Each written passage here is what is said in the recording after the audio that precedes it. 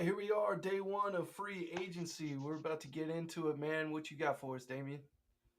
I'm going to stand still because that's what my Cowboys did. Let's hit it.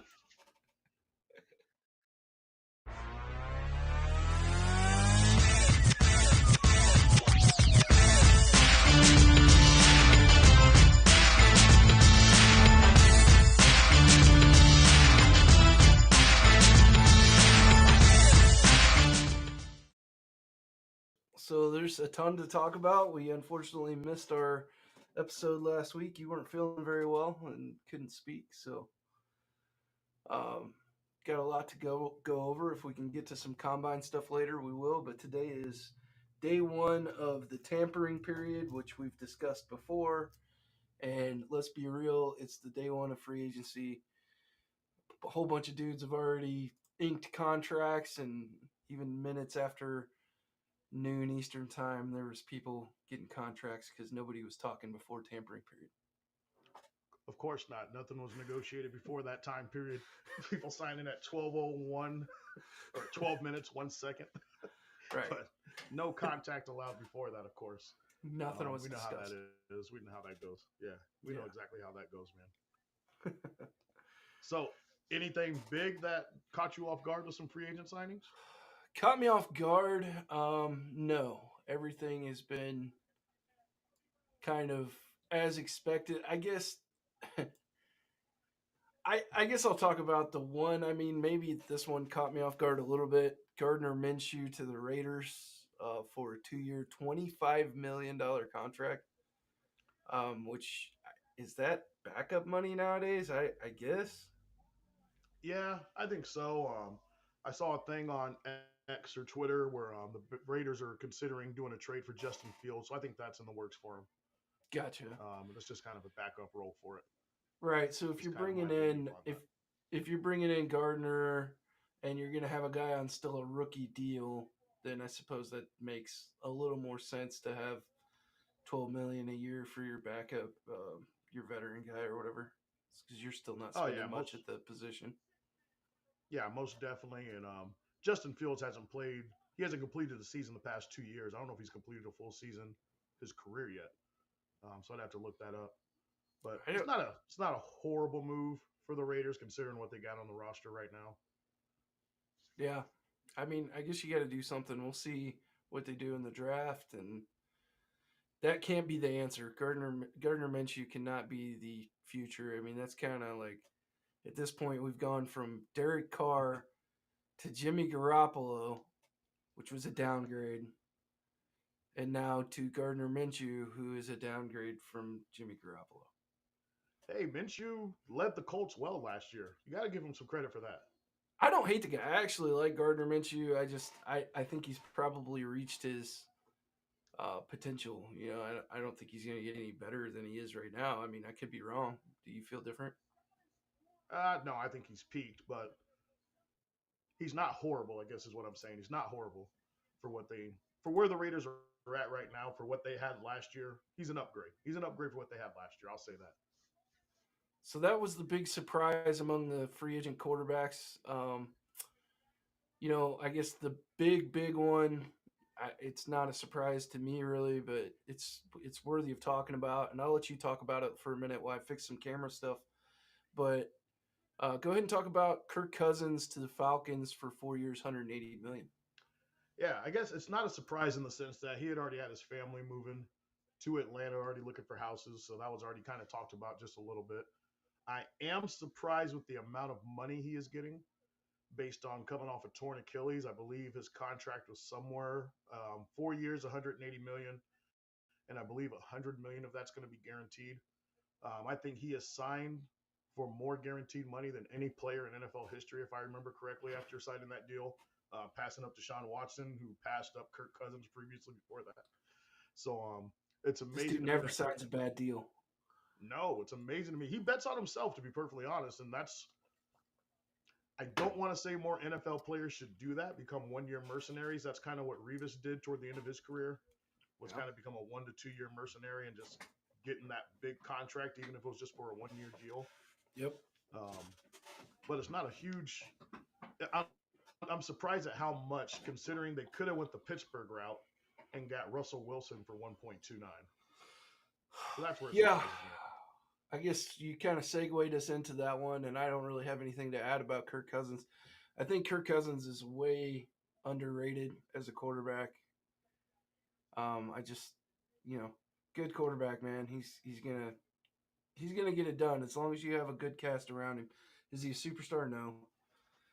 But with those guys down there in Atlanta, I mean, they got some weapons, so they should be significantly Yeah, better with Kirk Cousins at the helm. yeah. So going into what you segued to the Russell Wilson signing for 1.2 million. Um, I mean, we all know this is fantastic for the Steelers and everything, but can we talk about the motivation here for Russell Wilson? Is this a stick As it far as bit? Because I took it as like, let's be real, man. Russell could have got more money, but I, I don't think he could have. I do. I think he could have got quite a bit more money. I think he did this because he didn't want the Broncos to get any of the offset money. He wanted them to be stuck with 38 million to pay him to not be their quarterback. Okay, I agree with that part of it. I do agree with that part. Um, but I don't know if a team was going to pay him much more than that, to be perfectly honest, just because Denver was going to owe him the money anyway. So you know what I mean? No matter what he signed for, that's what he was getting was 39 million. It wasn't going to change. So I'm surprised he signed a 1-year deal and not a 2-year deal with some money in the second year. That kind of surprises me a little bit because that's what Pittsburgh could have done. And the way the contract is set up for him, if he struggles, I mean, Pittsburgh can just get rid of him and no worries for Pittsburgh whatsoever, if you know what I mean with that. Yeah, I guess I hadn't really thought of it that way. Maybe you're right. Maybe that was all he was ever going to get because you would have to go above 39 million to get out of the offset money to make any difference Yeah. for him. But I would retort with like, isn't signing bonus and all that would be separate? So he could have gotten signing bonus money from And another that's what, team that, yeah, you know, that's why I'm surprised he didn't get a 2-year deal with like maybe a $5 million signing bonus or $10 million signing bonus to kind of offset that a yeah, little bit. So I'm surprised he didn't get that with the new contract. But I mean, it helps Pittsburgh. It's an upgrade for Pittsburgh, obviously. I don't think who was it, Pickett? That's their quarterback, if I remember right. yeah, I Kenny's don't done, think I he's think. yeah, I don't think he's necessarily the answer. He might need to sit behind somebody and kind of just learn. I mean, Yeah. sitting behind Trubisky wasn't going to do him any good anyway, so that's not a good No. learning point. I hate to say that, but it's just not. So maybe sitting behind, learning from Russell Wilson will be a good thing for this guy, for Kenny Pickett, to kind of help Maybe. him out in that area. I hope so. I hope so. Because I don't have anything against Kenny. I want to see you guys succeed, man. Oh no, I So do too. He's in his hometown, or went. I don't know if it's his hometown, but it's where he went to college at, so he has a good fan base there. yeah, But if you're Pittsburgh, I think Pittsburgh had to make a move. I mean, Tomlin coaches his butt off with that squad, does a really good job with them, and needs a quarterback to kind of help him get over that hump a little bit, get him some playoff wins is what he needs. yep. That's kind of it. I mean, we could talk about Baker for a minute. I mean, Well props to deserved, Baker. Yeah, huh? props to Baker Mayfield. Yeah, Getting his money. Do you think it was a great move by Tampa to re-sign him? well, I do. I don't think you were gonna get anybody better. Um, I like Baker a lot. I think he's a gamer, and the fact of the matter is Baker played better last year than Tom Brady played in his final year. Oh, he did. So Statistically, overall, not as consistently good as Brady did his final year. I'll say that. I don't I don't remember any good games from Brady his final year except maybe Carolina. Well, sorry, I take it back. I'm thinking of the Super Bowl year, which wasn't Brady's. Oh final yeah, year. I'm yeah, thinking of the Super Bowl year. Yeah, yeah. I'm His thinking of that. final year. Yeah. Hey, Marlon's in the chat, man. Good to see you. Good to see you, We're Marlon. just here in time, just in time to talk about your Buccaneers. We're talking about the Bucks, and it sounds like you're excited about it. So let us know in the chat, man, what you think about it, Marlon. If you're happy with the deal, Baker Mayfield, 3 years, $100 million. I like the deal. I don't think there's anything bad to say about it, and I think it was important for them to get, Mike Evans back in order to bring Baker back. Yeah. Just because we're still on quarterbacks, what is your thought with Justin Fields? I mean, his trade market is going down with these free agency moves. I like Fields. I think he's going to land on his feet. But if we look real quick at teams that need quarterbacks, you have the Commanders, the Patriots. You have arguably Commanders the Giants. got the number 2 pick, so I say the Giants are a team. I say the Jets as a backup role is one of my surprise teams on that. Okay, all right. I see where you're going with that. I'll go with that. Let's see. The Broncos currently don't have a guy on the roster, really. No, but I don't think that's Sean Payton's type of dude. That's my only issue with that. I don't think Sean Payton wants him. Well, fair enough. I mean, we can get into that. I'm just pointing out quarterback needy teams right now. The Raiders, they're quarterback needy. Patriots. The Patriots, we mentioned that. Let's see. I can't really say the Seahawks. The Rams could be a team that maybe want to grab him, stash him for a year. Stafford is not youthful. Rams still got Carson Wentz, man. Carson Wentz, Jesus. Baby. Come on, man. Get out of here. Steelers got their quarterback situation figured out, so that's not going to happen. Texans are golden. So Tampa signed their guy. That's kind of it, man, for quarterback needy teams. Yeah, there's not many options for them. And that's so let's count them out. Just guys that need a quarterback, regardless of the position they're in the draft. Commanders, Patriots, Giants. Let's see. Falcons are good. Would you say the Titans are? No, they got Levis. Yeah. Jets for a backup. Jets for a backup. Titans, I wouldn't rule the Titans out. Titans. You think so? I mean, they have Levis. They do, but you got a new coach coming in. They got Levis and Malik. Yeah. I'd like to get Malik out of Tennessee. Free Malik, man. Oh, I don't think Malik's any good, man. They could free him all they want. I don't think that dude's any good. Yeah, come on to KC. He needs a quarterback whisperer. Yeah, go ahead and send him to KC. Andy Reid's gonna throw his hands in the air on that one. Oh, dude, I'd love to have him as a guy to come in and run some gadget stuff and be a backup. See, 1, 2, 3, 4, 5, 6. Yeah, so we're sitting around 6, maybe 7-ish teams that might be in the market for a guy like Justin Fields. You can make an argument for all of them why they wouldn't want him, but the market is not super large. Let's see here. Marlon on his signing with the Bucks, a little steep on the money, but they had to do it. Other options not that great. It was the right move. Chemistry matters. Totally agree, Marlon. I don't think the money was all that bad. I think he actually came in, as far as Baker, came in a little bit cheaper than I expected. Yeah, especially starting quarterbacks are getting, 40 to 50, somewhere right around there. Yeah, I mean, we talked about it. We talked about it a couple weeks ago where the floor was Danny Dimes, and isn't he getting paid $40 million? Right around there, I believe. Somewhere right around there. Yeah, so, I mean, to get Baker Mayfield in Tampa for 3 years, getting paid less than Danny Dimes, you're doing good, man. So, yeah, they're doing well with it. It's not a horrible sign. It's nice. It's not a horrible re-signing. Chemistry. There's other concerns I got for Tampa Bay. The offensive coordinator leaving and going to Carolina as a head coach. I mean, I'm worried about those little things for him, but we'll see. Yeah, for sure. I thought it was a good job for them. Okay, so quarterbacks on the Justin Fields to get to your answer. I like Justin Fields. I think he has a future in the NFL if he gets to the right place, which I think should be that young man's focus right now is getting to the right place, not necessarily getting to the place where I'm going to get to be a starter. Go Correct. to a place where you're going to get to actually learn how to be a pro, even if it's only for a year or two, man.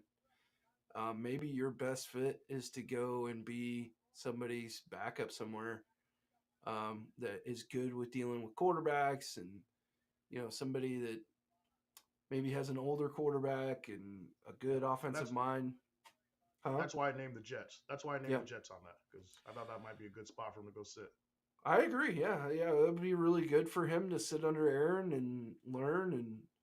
And the only pushback I would give you on that is the Jets. I don't think have any really brilliant offensive minds there. No, but I'm thinking more he learns to be a professional behind Aaron Rodgers. Sees what Aaron Rodgers is doing. Aaron is the offensive mind there. Yeah, I'll give you that. I Yeah. mean, you're So- going to learn, and it's his offense. Let's be real. So, Yeah, Yeah, I that's agree my with you on thought that. process with him. I agree with you on that. I'm Ryan curious- Tannehill I'm still curious out if the there. Patriots. Yeah, He's kind of serviceable done. backup. Yeah, I wouldn't mind seeing the Chiefs sign Drew Lock as a backup. He's a Kansas City boy, Kansas City native. His dad played at Mizzou.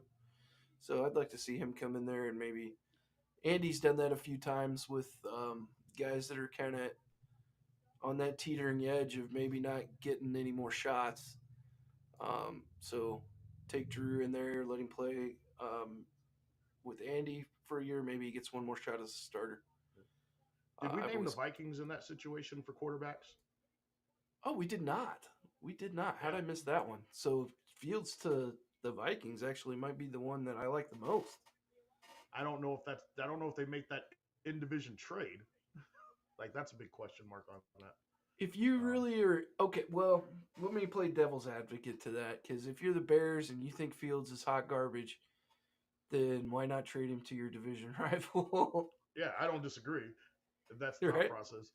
If I you're don't like, disagree. this dude's gonna go ruin the Vikings for a while, and we'll get some of their picks. I mean, sounds like a good idea to me if you're on that side. Yeah, but I saw a report the Vikings were looking at Sam Darnold, and I was looking at him, and that's what made me Oh. think of the Vikings. Rough. Yeah, that's what I heard.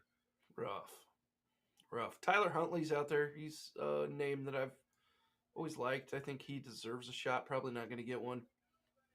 Josh Dobbs had his 5 minutes of fame and was phenomenal for 2-3 Yeah. games. Yeah, the Pastronaut. I like Josh Dobbs. I don't know what happened with him. Like he played phenomenally for 3 games this year. I think he didn't quite get the offense, and it drove the Vikings head coach crazy. That was my belief because I remember he would make a great play, and the Vikings head coach would be excited about the play, but then he kind of just shook his head like, I don't even know what this guy's doing. Yeah. And I think maybe that kind so. of just led to him getting benched. All right, man. So this one will be fun. We're both former running backs, and surprisingly, running back has been one of the most active positions in free agency. So Yeah, man. where do you want to go? You saw the chat we were in earlier. You saw the one move that got me extremely upset. Go ahead, on man. that. Saquon Barkley to the Eagles. I mean, first off, I remember telling you that's the only move the Cowboys could actually make that would get me super energetic, super excited. Back on that high note of saying Cowboys Super Bowl champions. That Yeah. would have been the move that would have got me to that point. It's bad enough. It's expected that he left the Giants, but what's worse is that he went to the Eagles. He's a Philly guy. I know he's from the area. It's just ticks me off that I got to watch the Cowboys not do anything. I mean, I haven't even heard a sniff of anything the Cowboys are doing, which has been what they've done the past 4 or 5 years in free agency. But for him to go to the Eagles, just, I don't know. I'm at a Saquon loss got for paid, words. I don't man. even know what to say about him, man. He did. He got paid Saquon well. got paid. So I'm He got happy paid for well. him. I'm happy for him. I'm for not sure. happy that I got to keep playing this dude, man. Not happy about that. 12.5 a year, 12.5 million a year. That's a lot for a running back. Yeah, that's about the standard for what the high top end guys are getting. I think the only guy making more than him is McCaffrey, if I remember correctly, from what they Hmm. said. Hey, you got I a think he's the only focus running thing back going making a on. little I bit don't more. know if you can fix your focus, but lost focus on your Ah, camera. yeah, I'll try to give me just a moment. Yeah, no problem, man. Yeah, So, yep. I can keep talking though. Yeah, for sure, dude. So, um, there you go. You're back. Better. Yep. Yes, that's good. Perfect. So, yep. And then, so Saquon to the Eagles. I don't love the move for a lot of reasons. I think, I mean, they got to find a center now. They They do. got to find a D tackle. I mean, they got Oh, they're holes to no, they're fill. good at D tackle. They're good at D tackle. They got both D tackles from Georgia the past couple years. I think they're fine at D tackle. Fair enough. Yeah, fair enough. I guess maybe it's time for those young fellas to step up. Yep. And I believe they Um, got Hargraves. Is that the other D tackle they got still? I think they're fine at D tackle. Hargrave's a 49er, isn't he? Is he over there? Maybe I misheard something. I thought he was back in Philly for some reason. I could be wrong, man. I'm not anywhere near sure on this. Let me take a look. Let me just fact check us here. Javon Hargrave, that's who you're talking about? Yeah, I think so. There's someone that the Eagles got as a rotational guy at D tackle. Maybe I'm thinking of the wrong name.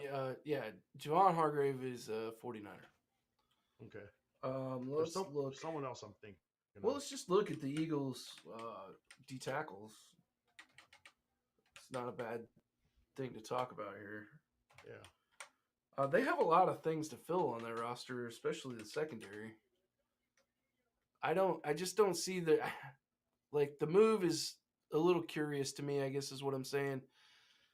Because I just don't see like what are you doing, man? Like you're a running back away from the Super Bowl?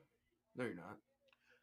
They're not anymore, but the reason why I don't question much about the Eagles front office is they make a lot of great moves. And if it's a bad move, they get rid of it pretty quickly. So I'm not going to necessarily question what the Eagles are doing in that area. I think they saw a way to make sure the Giants stay weak. It strengthens them up. They probably could have kept Swift for a little bit cheaper. But I mean, to me, Saquon's a game breaker, game changer in that backfield, especially if you're going to. My only hope is Kellen Moore just completely messes it up because I know that guy has a tendency to call plays at the wrong time. So that's my hope. So, just looking at the depth chart for the Eagles as it stands right now, they have Jordan Davis and Jalen Carter playing the same position, and then Milton Williams being the starter. I'm sure that they will move Jordan Davis or Yeah. Jalen Carter and play both of those guys at the same time. But my point is, they don't have a lot of depth behind that. I mean, all the guys behind that are just kind of dudes. They're just guys. And then I keep hearing Hassan Reddick and Josh Sweat might be out there. Is that true? I've heard they've given Reddick permission to seek a trade. Okay. Is what I've heard with him. Reddick denies it, or they're saying there's something weird going on with that whole dynamic with the Eagles with the locker room. I'm not 100% sure exactly what it is. This plays to my point, though, man. Like, I just don't see how bringing in Saquon solves any of your problems. You probably needed to spend some money elsewhere, in my opinion. But I still think they will. Saquon's a good player, and good for him. We'll move on from the Eagles for now. Josh Jacobs to the Packers. Surprised me. Okay. Because the way Aaron Jones was running the ball at the end of the year, I know Aaron Jones has been banged up and probably doesn't feel reliable for Green Bay, but I think he had 5 straight 100-yard rushing games to close out the year, 4 straight 100-yard rushing games to close out the year, something close to that. He's also going to be 30 next year. He is. So, I mean, it's probably a move to where they're just kind of like, we're going to lose Josh Jacobs after next year. Is probably what their thought process was. Oh, Aaron, or you not mean? Josh Jacobs, but Aaron Jones. They're going to lose him after next year, no matter what. Mm-hmm. So they're probably like, let's just get that position shored up for the next 4 years. Is probably Mm-hmm. my guess with it. Yeah, I think there's a lot of teams that like that two back approach and don't like to really have a quote unquote workhorse. Which brings me to the Rams. Um, But real quick, the Packers released Aaron Jones, so he's a free. He's going to be a free agent. oh, they released him? Yeah, they told him they're going to release him, so Oh, he's I going to didn't be a see free that. agent. Okay. Yeah. Okay. So All right. Well, I think that's a smart move. Then in that case, that makes a lot of sense to me. You go mhm. sign a guy that's 4 years younger, essentially, and maybe better.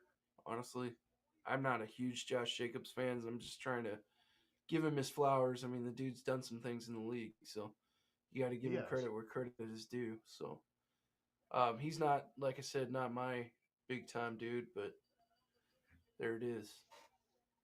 I thought I saw the Rams sign a running back, but I guess they have not. No, I didn't see that for the Rams. The Rams signed a guard from Detroit. Oh, gotcha. I must have mixed Yeah, that up. and, yeah, Okay, and they signed a tight end as well. But gotcha. we'll get to that So when we get down to that position area. I like the Josh Jacobs signing for the Packers. I think that's, man, they got a young offense. A lot of those guys are on rookie contracts. You can afford to spend a little bit before you got to sign some of those guys to big contracts. So not such a big deal as it is for other teams to pay a running back a little bit.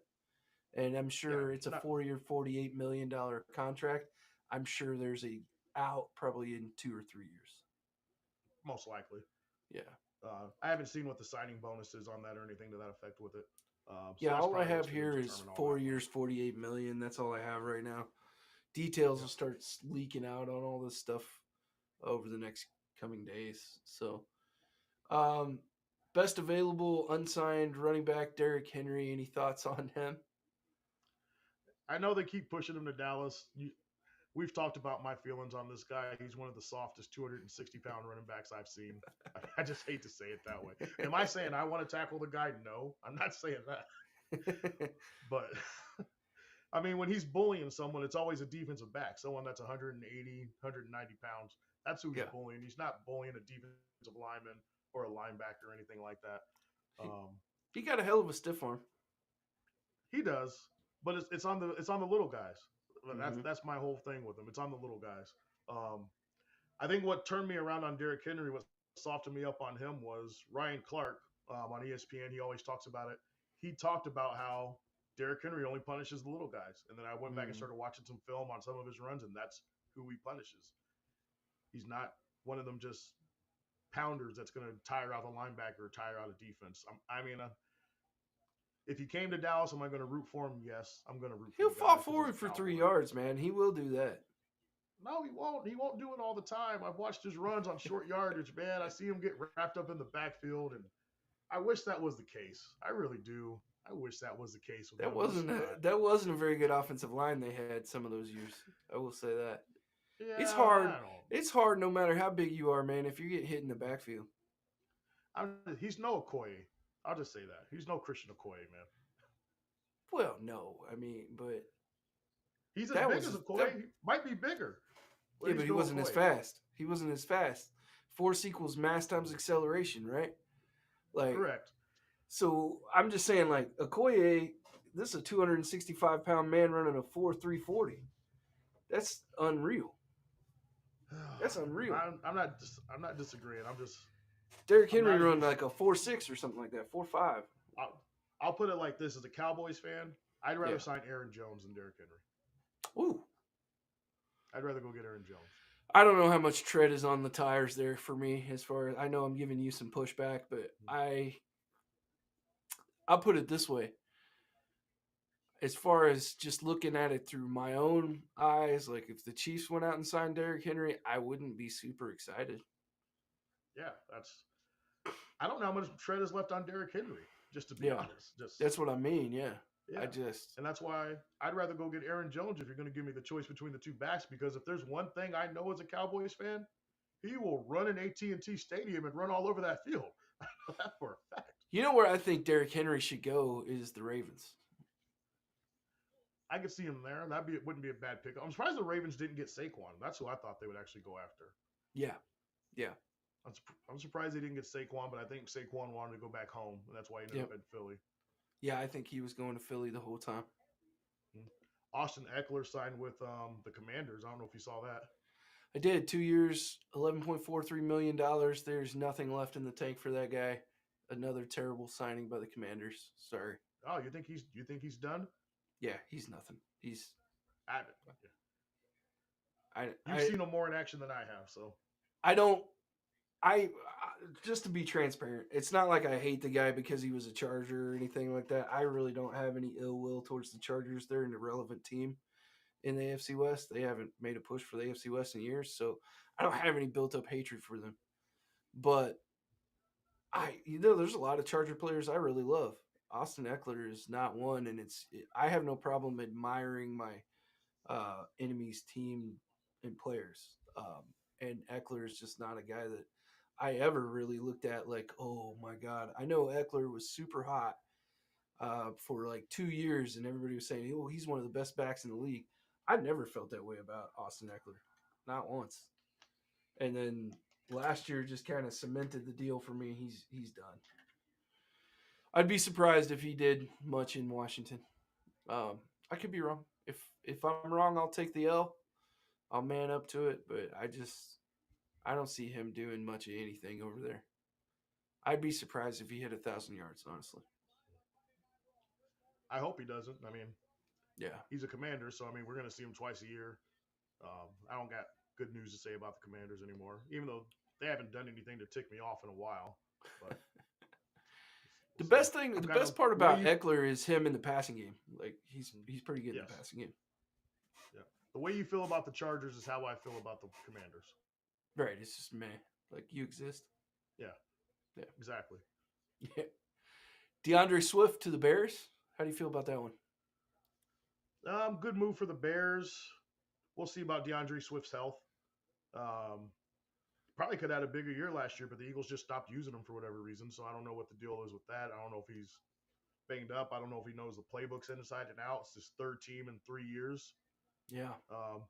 He was drafted in 2020, man. Yeah. It's only 2024. He's on his third team. Yeah, he shows flashes. He does. So, I mean, that's there for him. But I don't know what the deal is. Just another Georgia running back that turns into nothing. Yeah, injuries have slowed him down a little bit, I think. But he was effective last year when the Eagles actually used him on occasion. Yeah, he's cool. That's what I would say about him. He's cool. Yeah, he's cool. He's better. I think he's an upgrade for what the Bears had. Yeah, for sure. I'll go with that. I'm with you on that. Yeah. J.K. Dobbins is unsigned. I liked J.K. Dobbins a little bit better than I liked DeAndre Swift coming out. They came out in the same draft. We'll see. J.K. really, he's the same kind of story, man. Hurt all the time. So did the Ravens let both their running backs go? Because Gus Edwards was with them last year too, right? Yeah, Gus Edwards is a Charger. Yeah. I love to watch the Charger. I don't understand that one for me. Let's see, he was born in 95, so I don't know how old is that. I'm bad at public math. 29. Yeah, so you're signing 29, 28, depending on when his birthday is. Yeah. You signing a 28, 29-year-old power back? Okay. It's 2 years, $6.5 million. So yeah, they didn't pay him a bunch. I get it. Yeah, it's not going to break the bank on him or anything like that.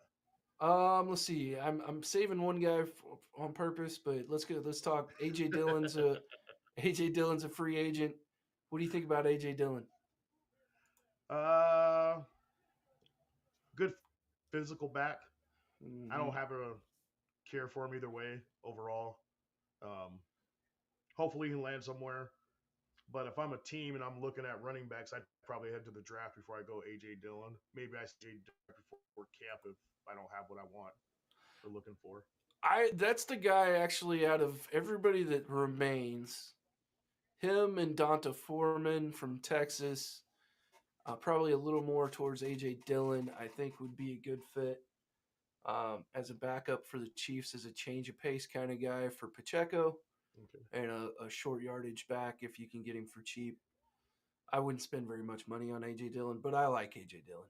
Yeah. And for a Yeah. team like the Chiefs that actually need two running backs, because McKinnon's most likely going to retire, and Clyde Edwards-Helaire is a free agent that we have no intention of signing back. So if you need two running backs, maybe an AJ Dillon, pick him up for cheap. Maybe that's a good move for somebody like that. If there's other similar teams in a scenario like that, if you need two backs, maybe go pick up AJ. I mean, Zach Moss, though, he's out Yep, there. He was a he is. good running back for the Colts when Taylor was sitting out. So He he's is out there. 5'9", 205. He's a different dude than Zach. Or I mean, than AJ. I like AJ's physicality. I like a 250-pound back. I do. Just you got some uses for him in short yardage, but Zach Moss more of a useful all-purpose back. And man, he did some. You're right. He did some things for them. Yeah. He's been on a couple different teams already. I believe too. it's this after this year will be his third team. He got drafted by the Bills. Yeah, he was drafted by the Bills, played for the Colts. Yep. What he Don't know if you're right. He had quite a bit of production this year. Yeah. I mean, he was really productive, and then they brought Taylor back, Jonathan Taylor back, and they just stopped using him again. But he was productive for the Colts this year. Let me pull up his stats real quick, just for funsies. Zach Moss, 793. 793. I mean, that's pretty good on only 184 carries, 4.3 yards per carry. I don't know. That's a bargain basement deal, most likely you could get for Zach Moss, and have a very serviceable running back. Dante Foreman, let's talk about him. He's a free agent, 6 foot, 235. And despite his size, he is actually a speed kind of guy. He has some wheels on him. Out of Texas. If I'm a team, I'm in no hurry to sign him. No. I don't think he really brings anything to the table. No, he's going to sit. I hate to talk about a player that way, but that's just. He's going to sit for a while. He's been in the league, 6-7 years now. So. Yep. Coming up on the end, but he is available and listed as one of the top backs, so I thought I'd mention him. Antonio Gibson goes to the Patriots, 3 years, $11.25 million. What do you think about Antonio Gibson? Never really stood out. Had some flashes. Wasn't really a great standout player to me for the Commanders. The times I've seen him, I think he had a couple big games here and there, but nothing special about the guy as far as NFL quality goes. I have nothing to add. Difference maker. Yeah. I have nothing to add. You got it. You nailed that. Okay, I'm gonna end with my guy, and then we'll talk your guy. We already talked about Clyde Edwards-Helaire a little bit. He's still a free agent. That doesn't surprise me. He's a guy that I would expect to get signed after the draft. Former first-round pick, but that was a mistake because you have one of the best running backs in the league just sitting there, and we pass on him to take Clyde Edwards-Helaire because he was supposed to be this great pass catcher that never materialized. He's slow. He doesn't have fantastic eyes. His eyes have gotten better. He made some plays down the stretch for us that I was really proud of him and happy for him. Not like I hate CEH, man. I don't hate him. I just was a very disappointing draft pick for the Chiefs to take him. And then pass on Taylor. I just want to push back a little bit. Yeah, is it a disappointing draft pick because Taylor was available? Is that 100%. The reason why? Is it disappointing? Okay, I just wanted to. So it's not necessarily that it was him. It was just the fact that Jonathan Taylor was there.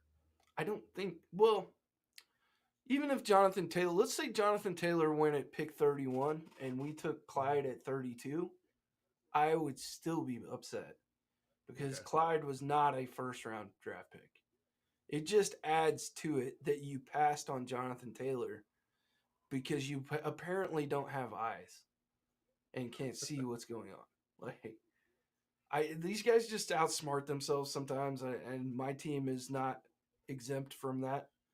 And they get too into their own little bubble chamber, their echo chamber, and they talk themselves into bullshit like drafting Clyde Edwards-Helaire over Jonathan Taylor. You know what it honestly reminds me of? Yeah. But it didn't work out bad for when this happened. It reminds me of when everyone thought Ricky Williams was the top pick, and the Colts said we're taking Edgerrin James at Whew, running Edge back. was a bad And I man. think that yes, but I think the Chiefs in their mind thought they were getting an Edgerrin James type You over a think? Ricky Williams type. That's what I think the Chiefs thought when they made that pick. You know as well as I know that you know as well as I do that I don't have any problem with these 5'8" running backs. I don't care about height. It's not about Clyde's height. It's not that he's slow as molasses or any other. It's a combination of all of it. And then you're supposed to be a pass catching back, and it just never materialized. Which to me, now one of my buddies, he'll push back on me. Well, it's the Chiefs' fault because they didn't use him the way they were supposed to use him. Brother, I'm telling you, they got some of the best coaches in the world in that building. And if they decided to not use him in the passing game, there was a reason. Yep. So that's Don't kind of my disagree. Don't disagree. thoughts on it. So I hope Clyde lands on his feet and gets a reinvigoration of his career and gets some success somewhere. I really do. I have no ill will towards him, but I do not want to see him back with the Chiefs. It's one of my biggest fears is that he goes unsigned and then we offer him some cheap ass deal to come back. I'm not interested. I'd rather get a guy in the draft and maybe a restricted free agent or undrafted free agent or a cheap free agent. Running backs are everywhere. I don't need to see more of Clyde Edwards-Helaire. That's my point. So, I got you. Tony Pollard. He's gone. He's out. Peace to that dude, man. Peace. I wish him well. I wish. What are the Titans getting? They're getting a running back that's going to be fast and shifty. I don't think he fully recovered from his ankle injury in the playoffs the year before. So I think that actually hurt him a little bit last year. I think he lost half a step, maybe a step of explosiveness coming off that injury because that was a very brutal injury that he did suffer from. The biggest takeaway I got from Pollard is not that I don't like him, but the play. I don't know if you remember the play when they played the Miami Dolphins when he had the toss and he had the touchdown and the defensive back hit him at the goal line and he didn't score. He should have fell forward into the end zone and he didn't score and then Dallas fumbles on the next play. That's my issue with Pollard is he didn't fall forward to get the tough yards. Yeah. And so that's the biggest takeaway that I got with Pollard. Yeah, I hear you, man. I've never been a Tony Pollard fan, just to be transparent. I never like when he was kind of coming in and stealing some of the spotlight from Zeke, and he was kind of a change of pace back, and he'd get some of those breakaway runs, and everybody was, oh, you got to start Pollard, you got to start Pollard. I'm like, no, that's Tony Pollard right there. He's a change of Yes. pace. So Because the biggest issue I had with Pollard is he wasn't the type of back that's going to get you the tough 2 to 3 yards, 4 yards of carry. He's not that type of back that's going to get that for you. nope. And that's the biggest issue I had with him was he wasn't going to just grind out a game. I don't think the Cowboys used him right by any means. So, I mean, some of it to me, his production was the type of play calls the Cowboys used him on. Yeah. I don't think they used him right. You almost knew when Pollard was going to carry the ball most of the time, and that's not the type of back Pollard is. Yep. And so that's the biggest issue I have with him. I mean, he's a good back. I hope he does well in Tennessee. He's in the AFC, so it doesn't bother me. I hope he doesn't follow the same road that DeMarco Murray followed with the Cowboys, go to Tennessee and just kind of fall off the NFL. But he seems might be going down that same path, but we'll see. Yeah. Man, y'all better not mess up my boy Deuce. Y'all got to develop him. I'm hoping they do something with him, man. He was another one though that once he got wrapped up, man, he was going down. I mean, he's tiny. Me. I thought he is, but I thought he'd be more of a Brian Westbrook from the Eagles. I thought he'd be more something like that, or no, the kick returner from K-State a long time ago. Oh, Darren Sproles. I thought he'd be more of a Sproles. That's what I thought he'd be more of. He still might develop into that. It's still they're similar. They're similar. I don't know. I'll be honest with you. I didn't get to see him play for the Cowboys very much. I saw him play for you guys a little bit in preseason, and that was like the only time I really got to see him. I know he was kind of tearing up camp a little bit, but that's another thing because You're obviously you're not getting wrap ups a lot of times, and like he has good vision. That's my thing with him. His speed is okay. His vision makes him look faster than he is. So I Oh, think he definitely. will still develop. I think he'll still develop. And he is excellent in the passing game. So that's where you guys really need to use him. And you know Yeah, so what? I'm not ruling him out. For a 5'8" dude and who doesn't weigh a lot at 5'8", like Clyde is quite a bit bigger than him. The dude can block. The dude can block. He's a willing blocker. So hopefully you guys Oh, will. But you guys got to go find another back too. So oh, definitely. There's yeah. I'm not counting on Rico Dowdle. Oh, If if he's the starting back, man, we're gonna have some issues. That's all I I don't. gotta say. I don't even see that's. I look at that and I'm like, why are you guys starting him over or playing him over Deuce? That was a Deuce was tragedy. actually inactive for about 5 or 6 games this year, so I don't know what was going on there. I know. I know. I don't. I don't get it. Hey man, Yeah, I think we'll give you a future seventh to be determined. So receivers, let's get down because this is a long list. We ain't gonna hit them all no. because it's so long. We'll just kind of hit the highlights on this one and keep it moving. So T Higgins staying put for now, but has been told he can seek a trade. He requested one, or Hmm. did they tell him he could? I know he requested No, a he trade. he requested a trade. Yeah. So he hasn't been told I that don't he think can it's gonna seek happen. one yet. I don't think it's gonna happen. Why? Bengals hold all the cards in this, so Do they? I don't think it'll happen. Yes, because he's He don't have to franchise sign tag. that tag.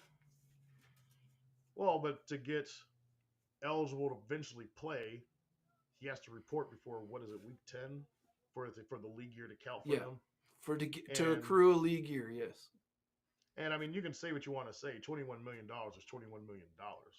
Hmm. I mean, Yeah. so I mean, yeah, he doesn't have to sign it, but that's money he's not getting paid.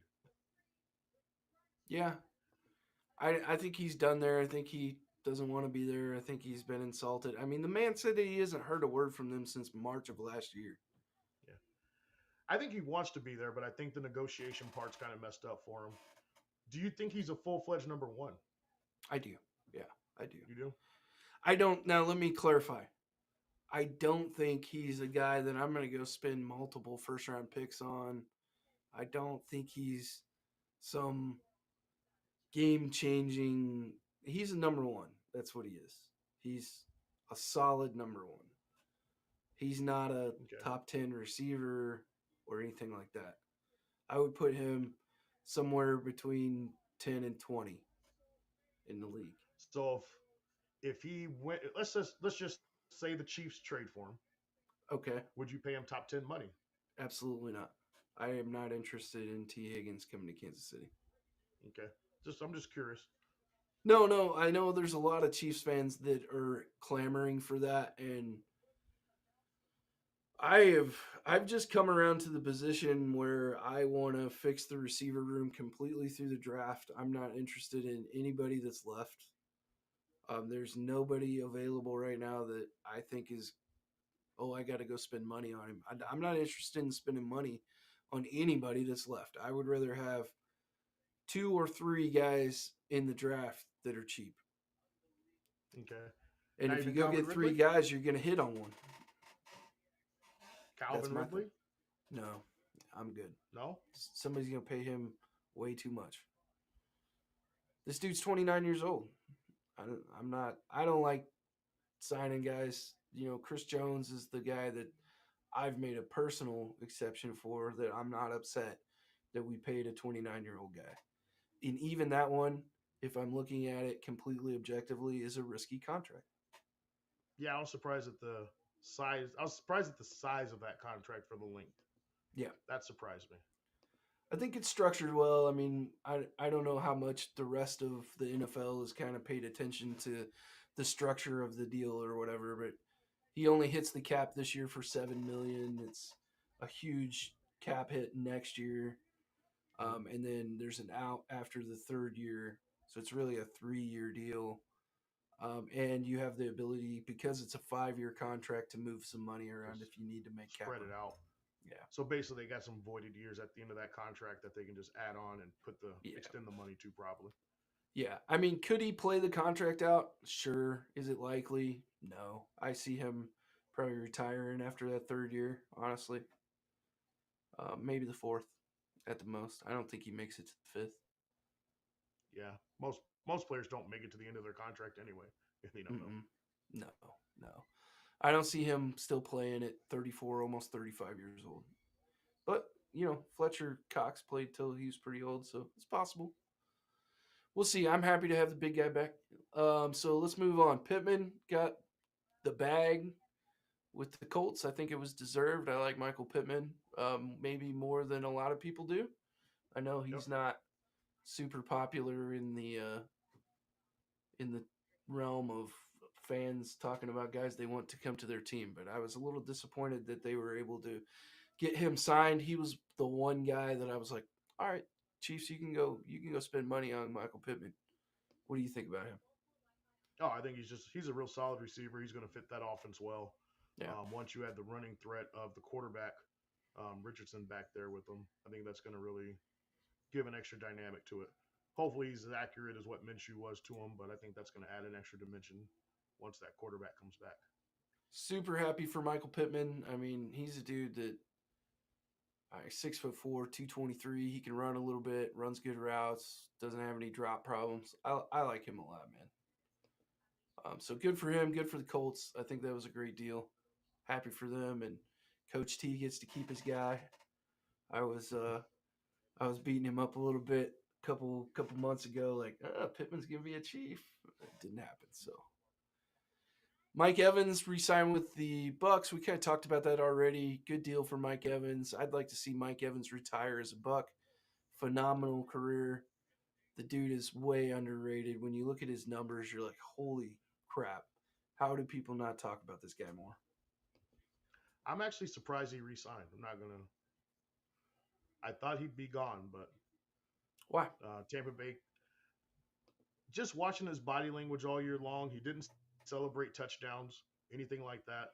I know he was frustrated in the offseason because Tampa Bay didn't give him that extension last year. Mm-hmm. So I know he was real frustrated with that. So I'm actually surprised that he settled in and re-signed with Tampa. Unless Tampa was like, we're going to franchise tag you, so you're not going anywhere anyway. Yeah, maybe. I don't know. I'm happy for him. I hope he retires there. I think he's got more than 2 years left in him, so I think he'll So do probably I. play this contract out. So he's one of the 30-year-old dudes that I'm like, yeah, he's got a lot more left. So we'll see. Yeah. All right, He man. I'm got gonna Johnny hit the Manziel drafted. what? Oh, I just said he got Johnny Manziel drafted high. Mike Oh Evans yeah, did. for sure, for sure. Okay, I'm gonna hit the remainder of the guys that signed contracts. You can stop me if you want to talk about any of them. Devin Duvernay to the Jaguars, most likely in a kick return capacity and backup wide receiver. Kendrick Bourne to the Patriots, 3 years, $19.5 million. And Gabe Davis to the Jaguars. So the Jaguars adding 2 more receivers. This one, 3 years, $39 million. So I mean, Gabe got paid a little bit. So what's kind of shocking, and I'm not 100% sure, but this is what I heard. The reason why Calvin Ridley did not re-sign with Jacksonville, that Jacksonville had to pretty much let him go because if they would have re-signed him, they would have had to give the Falcons a second-round pick. What? It was part of the compensation somewhere in the trade. I meant to look that up before we jumped on. Whew. But if Jacksonville would have re-signed Calvin Ridley, it was kind of one of those compensation things where they would have had to give Atlanta a second-round pick. Oh, So yeah, I that's wouldn't what I have had heard re-signed for his why they ass weren't either even. then. Yeah, that's what I heard for why they didn't even consider re-signing Calvin Ridley in that. I wouldn't have even considered it either. I know he did some things for them. I know he was a good player for them, but I just look at it like you're 29 years old. You've already had all kinds of stuff go on in your career and hasn't been ideal anyway. I'm good. I think replacing him with Gabe Davis. I like Gabe Davis. I know a lot of people are not super high on him. But 6'3", 225. He's got again another little bit of speed on him. Yep. Seems to get open, and in key situations down deep, and I don't know. I liked him, so I think that's a good trade off. I don't think they're hurting. They paid So him I'm looking. Yeah, significantly less than what they would have Ridley. he's the he's the chief killer. Gabe Davis Yeah, is. So we'll see what happens with him going there. we will indeed. We will indeed. All right, so real quick, I'm going to go over just some guys that are available. Um, Marquise Brown, Hollywood Brown, Calvin Ridley, Darnell Mooney, Odell Beckham, Tyler Boyd, Curtis Samuel, DJ Shark, Michael Thomas, Josh Reynolds. Um, I'm going to butcher this dude's name.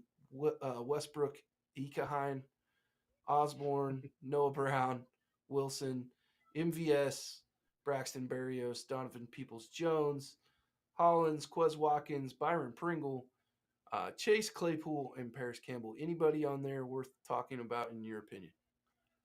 There's one player that interests me as a Dallas Cowboy fan, Okay. and I think he's going to end up back in Dallas, and it's going to be Cedric Wilson Jr. As a Dallas Cowboy fan, that one interests me. I could not have even predicted that that's the guy that you were going to talk about out of that list. So this is why he signed as a free agent to go to Miami, and he was going to be one of the main guys in Miami. And then that same summer, Miami traded for Tyreek Hill. Ah, gotcha. And that pushed him to the back. Him and Dak Prescott have a really good connection from his days in Dallas. Okay. And so you guys might be able to pick him up for cheap. Yes. And so that's what I'm thinking as far as a free agent move for the Cowboys. Odell Beckham, would you want to see him in Kansas City? No, not interested no, at all. You're out on him? Nope. Because I wouldn't be surprised if the Chiefs picked him up on a cheap deal. Look, man, if some of these dudes want to come over and compete for a 3P on a cheap deal, I'll hear it. But I don't think any of these guys are trying to take the kind of discount that I would want to see. You know what I mean? Like, I am not willing to spend a bunch of money on the wide receiver position. As you and I have established over the last 3 years of knowing each other. One of the first things, I mean, that first year that we were coaching together, that's when they traded Tyreek Hill, and I was like, I'm fine with it. I'm not trying to pay a wide receiver $30 million. And I still stand by, sooner or later, you guys are going to regret letting them go.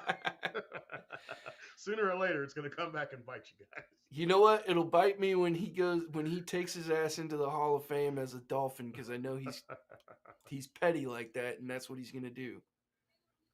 So when he does that, it will bite me and I will be upset. I miss the dude, man. I love Tyreek, but it was the smart thing to do, man. It turned, especially since I heard it was between him and Chris Jones. So it was a smart thing to do. Yeah. There's a couple names on this list I wouldn't mind experimenting with for very cheap money if they are willing to do it. My number one is Byron Pringle. He started as a Chief. He's a K-State great. He has the tools. He knows the offense. I wouldn't mind seeing him come back and play a role player position for the last couple years of his career. He is getting older. I don't want to spend any kind of real money on him, but if he wants to come back for a vet min, I'm interested. And then my last guy is maybe a little bit of a boomerang here, maybe a little bit of a curveball. Chase Claypool. I was just looking at him. I would like to see Chase Claypool in a Chiefs uniform, but not as a wide receiver, as a tight end. Yeah, all right. Strictly as a tight end. I think there's something. I don't know. I don't want to say something wrong with that guy. I don't know the exact words to say it, but there's something off. Not clicking for him. Yep. Something that's just not clicking for him to where he can't catch on again. Was with the Steelers.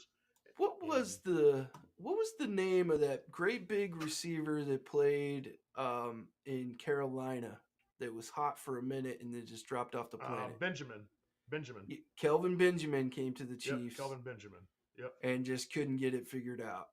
And I always felt like Kelvin Benjamin was a guy that we shouldn't even have tried at wide receiver. Put him in the tight end room. Let him do that.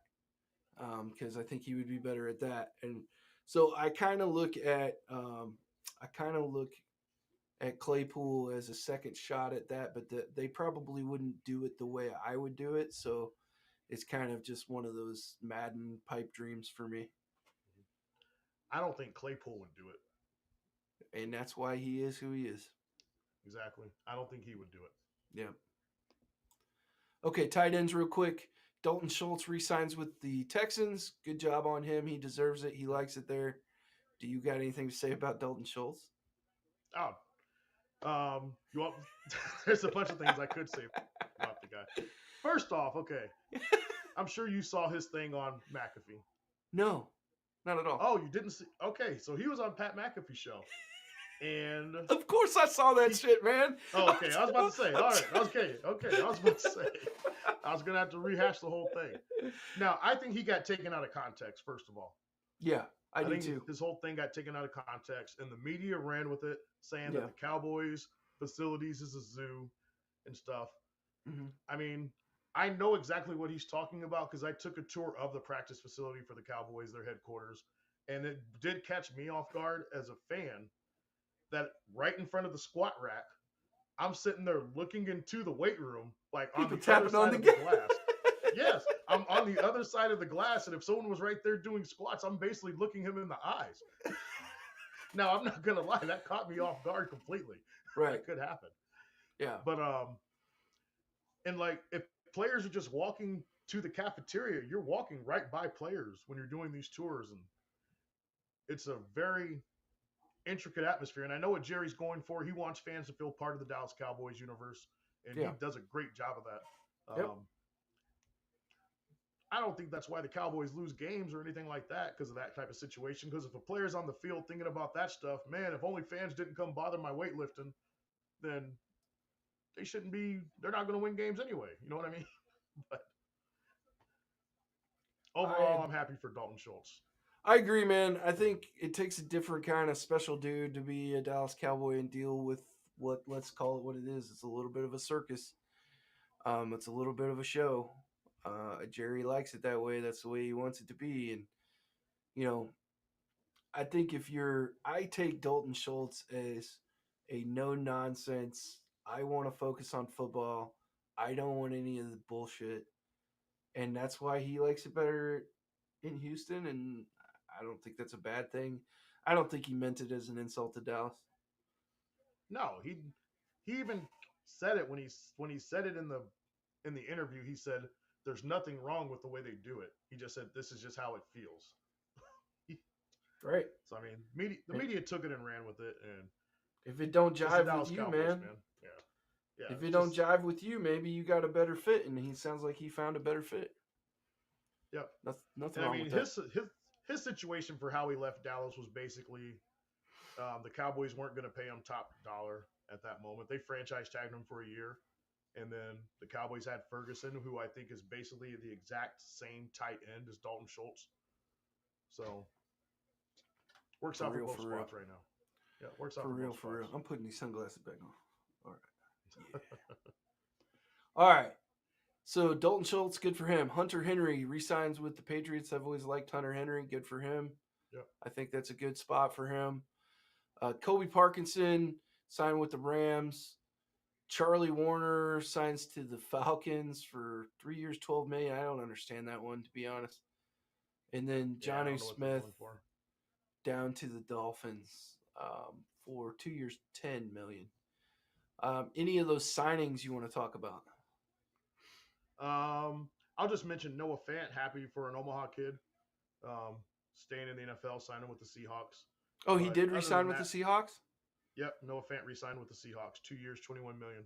Okay, PFF hasn't updated their list. He was actually a guy I was interested in for the Chiefs. He got 2 years, $21 million though? Yes. Okay, I wasn't interested in him for that money. So congratulations to the Omaha kid. Good job for him. I think that's nice. That kid was on his way to being kind of a big deal with Denver, and then just kind of fell off the map. And then they traded him, and I hope he got part of that Russell Wilson trade. Yeah, I wish him nothing but success over there. I like him. Gerald Everett. Anything to say about him? He's available. Yeah, nothing to say. He wasn't. He wasn't. To me, he wasn't even really a standout with the Rams when he was there. Or he was with the No. Rams. I guess he's with the Chargers last. Yeah, Um, I'm not a no, big Gerald nothing Everett great fan. about him. No. I guess the only two guys, I mean, you could say Mike Gesicki has done some things in this league, so deserves respect, but he's not on my list. Yep. He's not on my shopping list. Irv Smith Jr., any interest in him? I don't like Alabama tight ends, really. No. No. And then Logan Thomas, a little bit older of a guy, but he's done some things in the league if you can get him cheap for a If he tight could end just, needy place. Yeah, go ahead. if he could just stay healthy, Yeah, he'd be a really good tight end. His issue is he's never healthy. yeah, I for mean, sure, for sure. yeah. But Yep. he's a solid player. If I'm a team that really needs a tight end, I would go after Logan Thomas and give him a shot on the right deal. He might be the guy that's on that list. Austin Hooper. I'm not a big Austin Hooper dude, but him and Logan Thomas are probably the most attractive names remaining. Okay, let's talk tackle really quickly. Mike Onwenu, he actually started his life as a guard. He has a lot of positional versatility. He re-signed with the Patriots, 3 years, $57 million, well deserved. I really liked him coming out of Michigan, and that year, when he came out of Michigan, they had just an absolutely loaded offensive line, and they all went pretty high in the draft. So good to see him get paid. Illuminor signs with the Giants, 2 years, $14 million, and Okafor to New England, 1 year, $4 million. That's a depth piece. That's not a starter. Yeah. Anybody on those signings that you want to talk about for tackle? Nothing big on the signings. There's only one tackle I'm actually curious on what happens with him, and I know he's not going to come back to Dallas. I don't know if you want to touch on any of the signings at all. I have one guy I'll talk about just for the sake of time. I don't want to beat up all these guys. I have one guy that I'll talk about, but you go ahead with Tyron if you want to talk about him. Yeah, so Tyron Smith, loved him as a Cowboy. Will be happy for him wherever he goes as long as he doesn't go to one of the rival teams, which I could actually see him ending up in Washington if that's what they want to do. Dan Quinn might try to sneak him over there some kind of way. But I respect the heck out of Tyron Smith. When he's healthy, he's still a top 10 tackle in the league, I believe, in my opinion. The guy is built like a brick house. I don't know if you've ever seen the guy, but he's not built like your old, typical tackle is built. Dude, or anything guy like is that. an animal. Yes. But questions about if he can stay healthy. I understand why Dallas might possibly be moving on. Never know. They could bring him back. You never know. Seeing what's out there in the long run. The Cowboys are going to need to do something with the offensive line as far as that goes. But I hope Tyron Smith lands on a contender. Wouldn't mind seeing him possibly playing for a championship if it happens to be in his future. That's kind of my take on him. All right. I agree. I know a lot of people have linked him to the Chiefs. I would be interested in that only if it's a good deal money-wise. And if it's a 1 year, hey, let's go after this three-peat thing, I'm more interested in that. I don't want to give him any kind of extended money just because of his age, not because of who he is. He's an awesome player, obviously. So correct. Amazing guy. I hope he lands somewhere and gets himself a ring or at least gets to compete. He struggles with speed rushers now. Does he really? I think that's just because he's just so athletic. He is, but with the injuries he's had with his back, which has been the main injuries that he's suffered, it's kind of messed up his reaching ability. If that makes Gotcha. Yeah. One guy I will mention, I'm not going to talk about him at all, but he at least deserves a mention, is Trent Brown. He's just really old. That's the only thing with Trent. The guy I'm going to talk about is... Where was he at last year? Bro, I don't even know, dude. Let me look. Real quick. Patriots. I just looked it up. He was with the Patriots last year. Yeah, Patriots.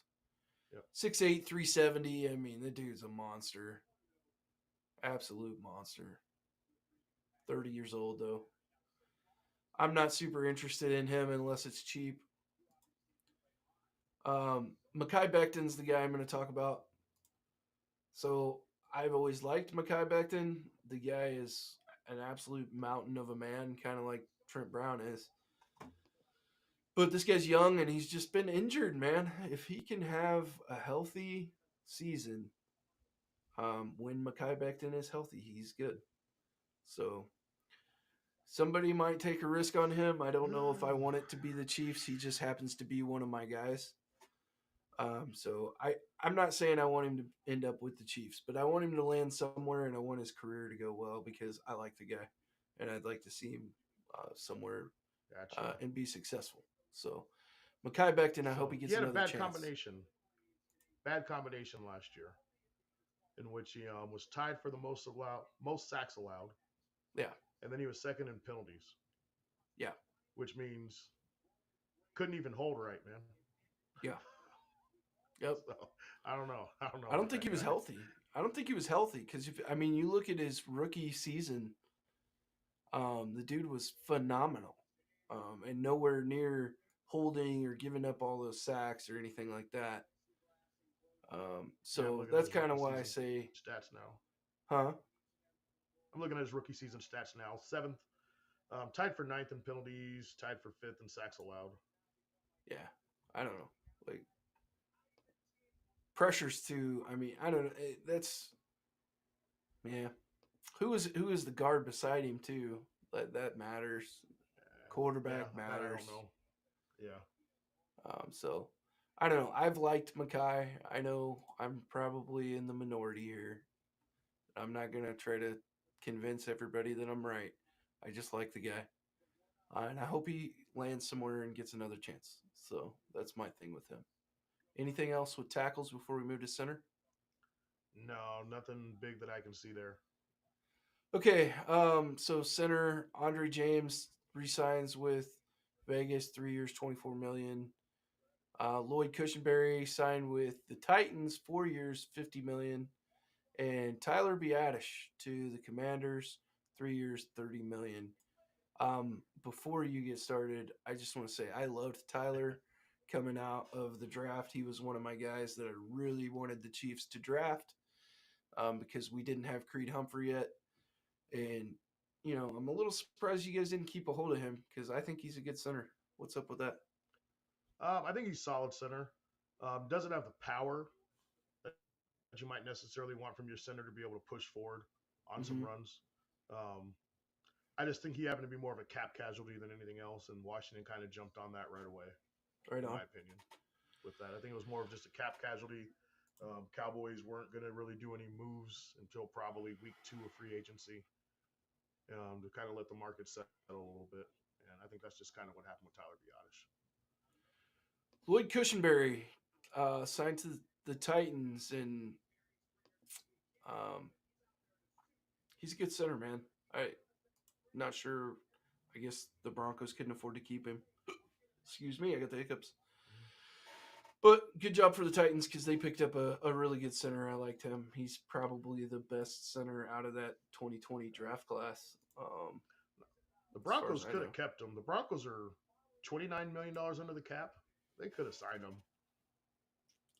Why do you not like?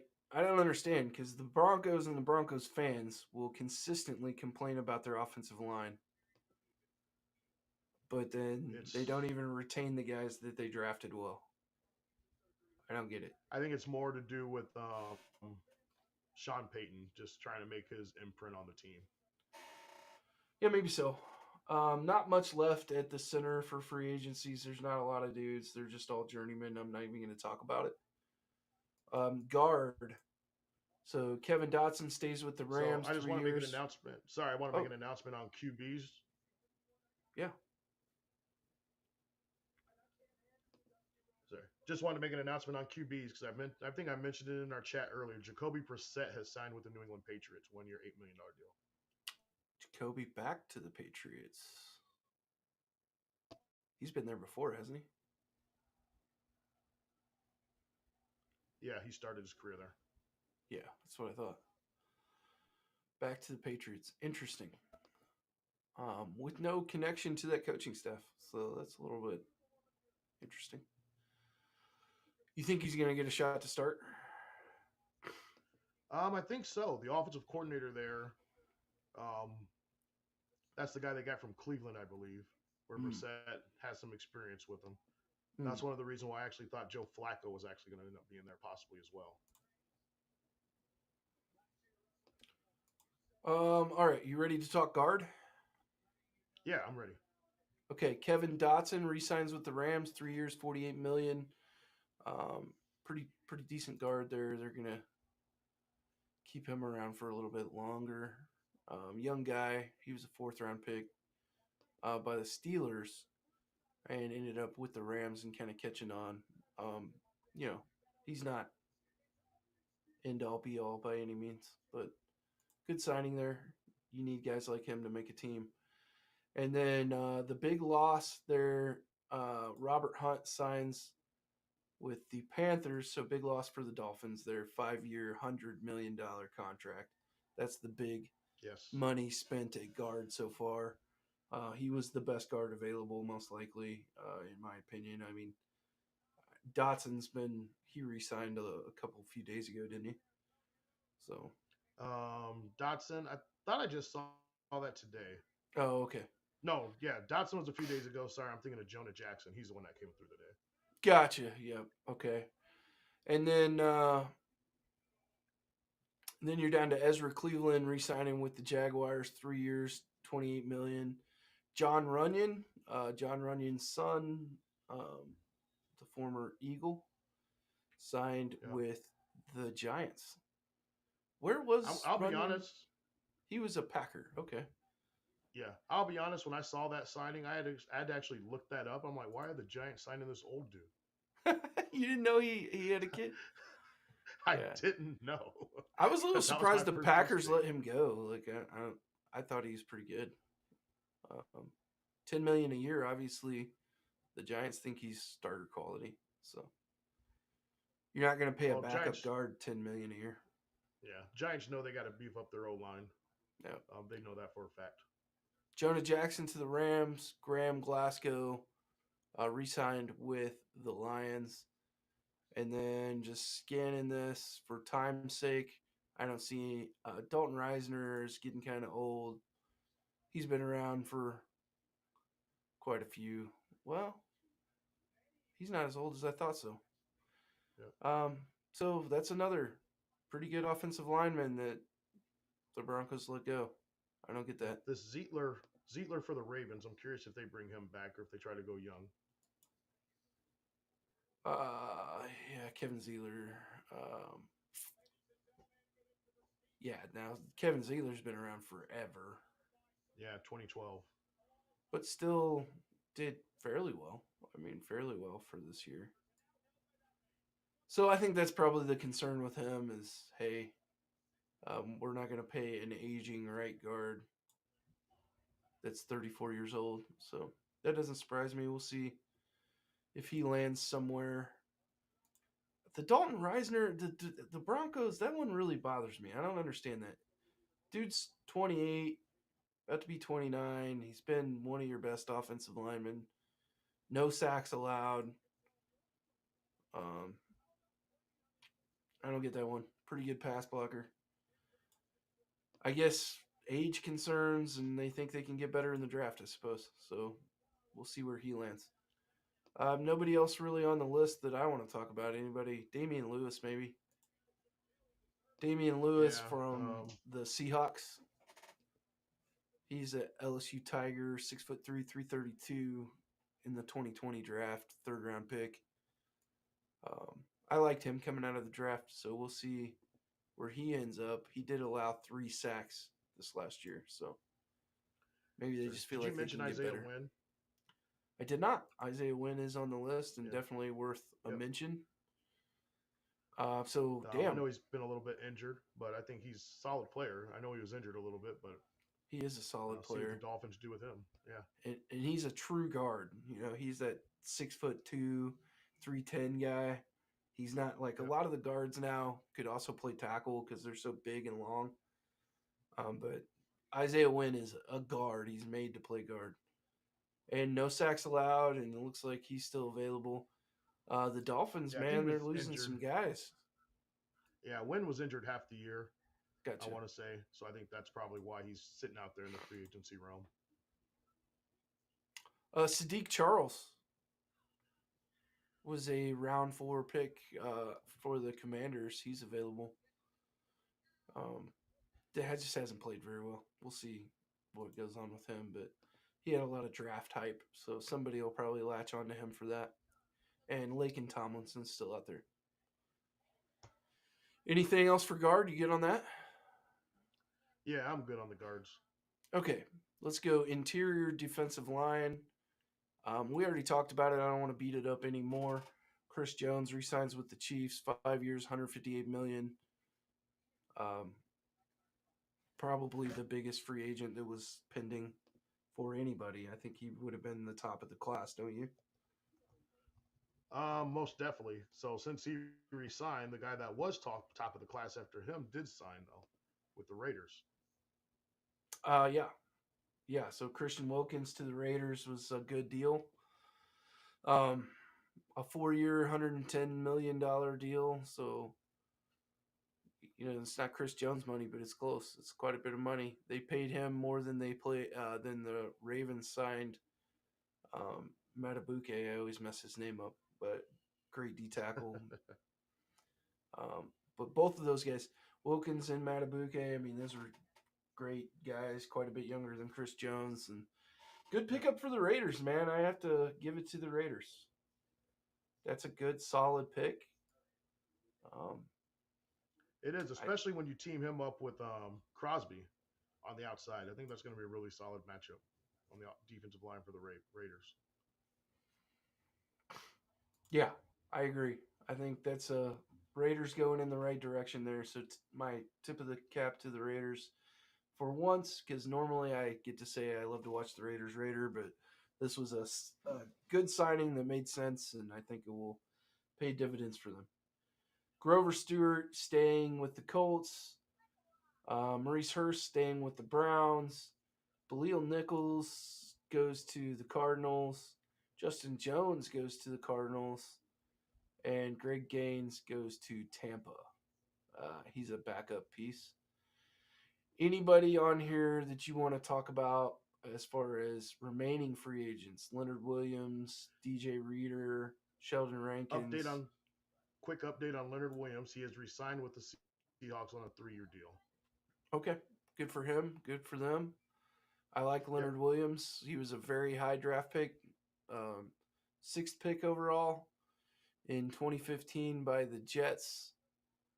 So it's good to see him find a home and stay there. Good for him. DJ Reader, probably the best guy available then. Would you agree or I'm going to throw no? Jonathan Hankins out there. Ooh, okay. He was the Cowboys' run defense this past year. I'm curious if they bring him back or what Dallas's plans are with him, but he was a really, very good run defender. I know he's a little bit older as He is. far as NFL players go, but D tackles at his size can usually play a few years longer than what's usually trending and things like that. So I think he's a really underrated defensive tackle from what I saw from him this year. Yep, he's 32 years old, 6'3", 320. Second round pick back in 2013. So I've always liked Jonathan Hankins, and he's had a really solid career, man. So I think that you're accurate in saying that's a guy that some teams should be looking at if they can get maybe even the Cowboys bring him back. Solomon Thomas is out there. I'm not a big Solomon Thomas fan. Wasn't a big Solomon Thomas fan coming out of the draft. I thought they were crazy when they picked a defensive tackle that was 260 and at number 3 overall. And that turned out exactly the way I thought it would turn out. So we'll see. He was with the Jets last year. We'll see if he lands anywhere. Puna Ford is a guy that I like. He's a little on the short side. He's 5'11", 310. But the guy makes plays, man. If you're a height, weight, speed guy, you're not going to like him. But if you put on the film, the guy plays much bigger than he is. So we'll see if he lands anywhere. And then Sebastian Joseph Day is another guy I would bring up. He's been a dude for quite a while now. Yeah, I'm 6'4", trying to look and see if 310. there's anyone else. See if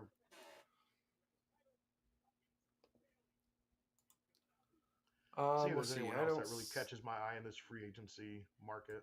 Well, Kinlaw, because he got released by the Niners. Javon Kinlaw. Sheldon Rankins. Sheldon Rankins is definitely a guy that people should pay attention to. I mean, the rest of these guys, they're not superstars by any means, but they're guys that could help a team for sure. Yeah. But these are guys I probably don't see signing anywhere until after the draft, right before camp, for teams to say this is what we still need to fill our roster out, most likely. I mean, isn't it crazy to think? I mean, here we are on day one of the tampering period, and we're already really in the second wave of free agency.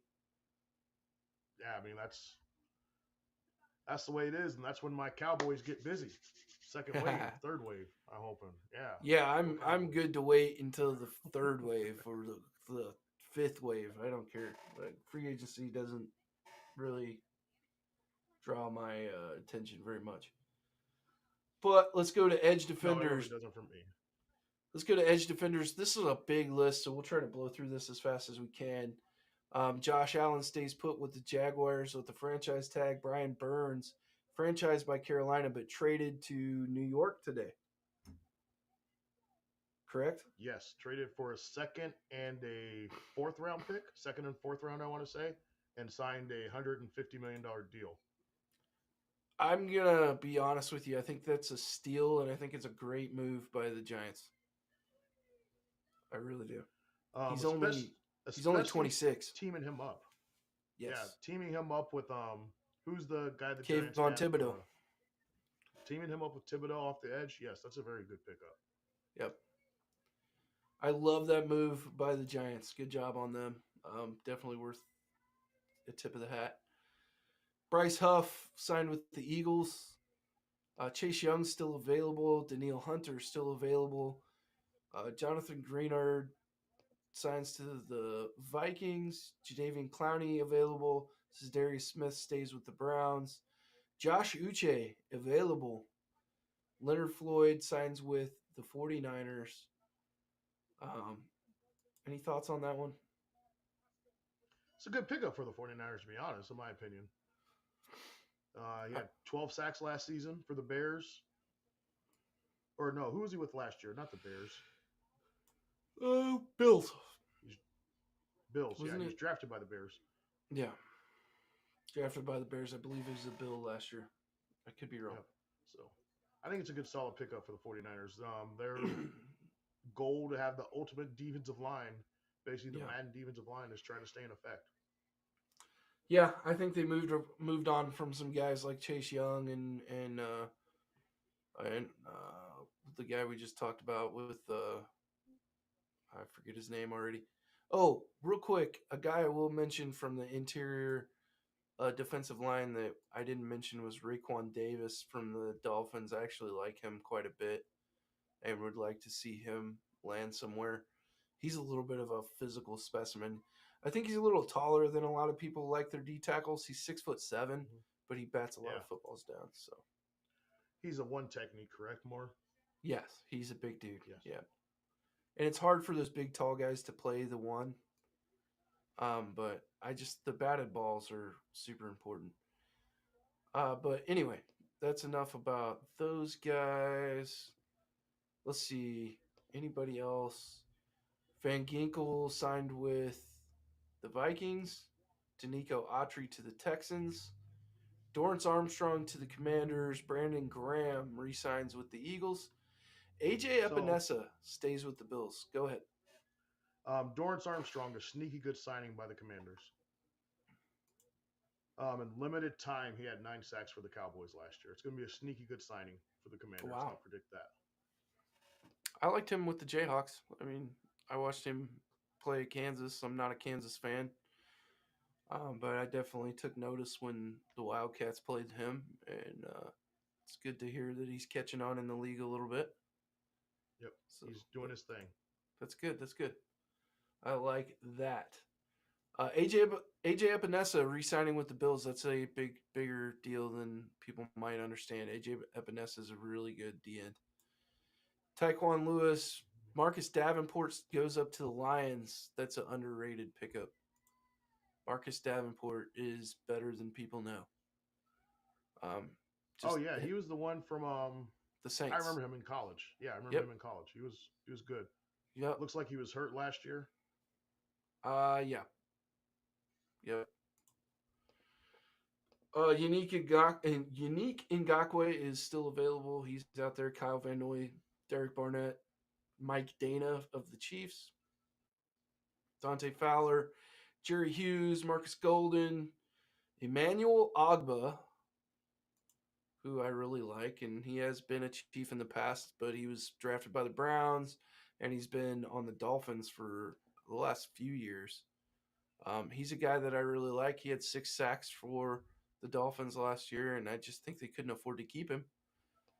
So that could be an underrated signing for somebody, Emmanuel Ogba. So keep an eye on that one. Bud Dupree, Romeo Okora. There's a lot of guys available. Carl Lawson. There's just Josh Calais Campbell Uche. still playing? I don't see him on the list. Oh, he's on the list. He had 7 sacks last year for Atlanta. Gotcha. I mean, yeah, as long as Calais Campbell wants to play, he can play. The dude Yeah, is I just a whole house. man. What is he, like 6'8"? I think I had it listed at 6'7", but yeah, Yeah. Dude's 6'7", ridiculous. 285. Jeez. No, 6'8", 282. 6'8", 282. Dude's a beast, man. Dude is a beast. Yeah, PFF Okay. had graded as an 80 overall. Nice. All right. Linebackers, or you got anything to talk about with the edges? Trying to think if there's anything else in the edges. I know there's going to be some edges coming out of the draft, so this could be a position that kind of holds itself. Jadeveon Clowney, he's been, I think the past couple years, he's signed right before the season starts, a 1-year deal, and that's kind of why he just sits out there and he's kind of taking that mercenary role. Daniil Hunter, I'm curious on what ends up happening with him. Hold on, man. We have we have somebody from overseas in our audience, and they say, I'm glad that the United States soccer has become more popular in recent years, and I'm looking forward to the World Cup that will be held in the United States in Kansas City, right down the street. I'm going to be definitely going down to check that out. I'm not a huge soccer fan, but I just don't think you can miss out on the opportunity to at least go be around the World Cup, man. Like, it's such a big deal. My goal is to catch a World Cup game. That is definitely my goal. That'd be cool, right? Cup. Yes, I believe that would be an awesome thing to go do. How much is that going to cost? Are we going to have to mortgage the house for that? I'm hoping not. I'm hoping not, man. But that's let me know, man. I'll go down there with you. I'll go down there with you. Something I didn't realize was how big of a soccer fan my son Ethan was.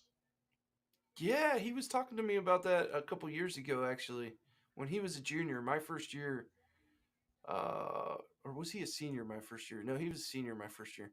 Yeah. So was he? I guess it doesn't matter. Yeah, he was telling me about soccer, dude. He really likes it. So yeah, he's probably stoked for the World Cup, huh? I think he is. I'm gonna maybe try to surprise him and get him some tickets to go watch a game. Well, it'll remain a surprise because I have no doubt that he doesn't watch our show. Oh, I'm sure he does. Yeah, he doesn't. It's all right. Just what he does. What's up, Ethan? You'll never see this. All right. So yeah, that'll be fun, man. And thank you. I don't know how to pronounce your name, but thank you for watching the show. We appreciate you. And edge defenders. We're kind of good on the edge defenders. Sorry, right? Since we're on soccer, just really quick. Yeah. Really quick. I just want to chime in on soccer.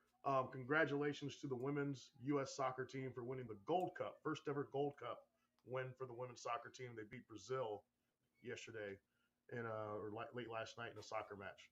So congratulations to the women's team winning 1-0. Women's U.S. soccer is always dominant. Like, they're always good, man. Yes. Soccer is the most popular sport in the world. The upcoming World Championship will expand the national team to 48 teams, full of tourists will be.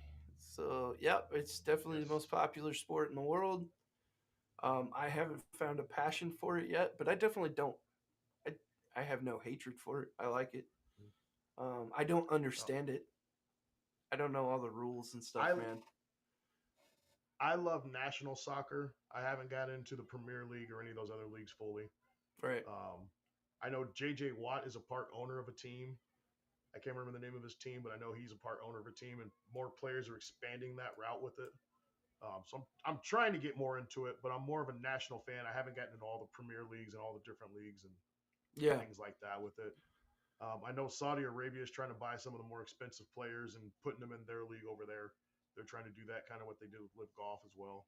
So Yeah. I know that type of stuff's going on. I know a little bit of what's going on, but not. I can't go into a deep depth conversation about who's the best player or anything like that. Pat Mahomes is his wife actually is owns a team in KC there, and it's a women's team, and they are actually the first women's sports team to have their own facility built for them. Period. Wow. Yeah, yeah.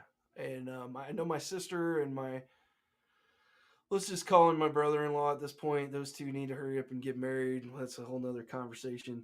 But they went to the first game there at the stadium, and it looked like they had a big fun time. So yeah, soccer is catching on a little bit more in America, and that's cool. It'll never dethrone f- American football here, but there's room because baseball is losing popularity. Let's be honest, baseball is Oh struggling. yeah. Baseball's struggling, so there's room to bring soccer in and enjoy it. I need to learn more about it. Like I said, I don't have a passion for it, but it's fun to watch. It's lots of It action. is. It's never really boring. So We'll talk about it a little bit this summer when it gets to Olympic time. yeah, definitely. In European football, there's such a concept called the ultra crowd. If you've heard of it, they sing the whole game, throw smoke flares. Uh yeah, we call them soccer hooligans, man. Or at least I've Yep. been to the UK several times, and those are like the soccer hooligans. At least that's what I know them as. In the United States, does such a thing exist? Yeah, they're called Raiders fans.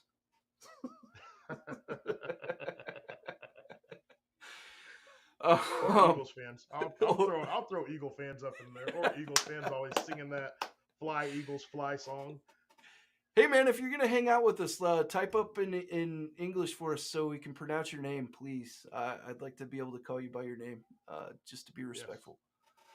And yeah, so yeah, there's some pretty crazy. I was joking a little bit with the Raiders fans and the Eagles fans, but yeah, there's some pretty crazy fans out there that go nuts, and like we're pretty serious about our American football. And just last year, me and you went to the draft, and I went to the Super Bowl parade, and I mean, you go to all kinds of crazy stuff where there's hundreds of thousands of people, and everybody's, you know, singing and hanging out and having a good time. So it's similar. I would say it's definitely similar. There's similarities, there's differences, but more similar than not, I would say.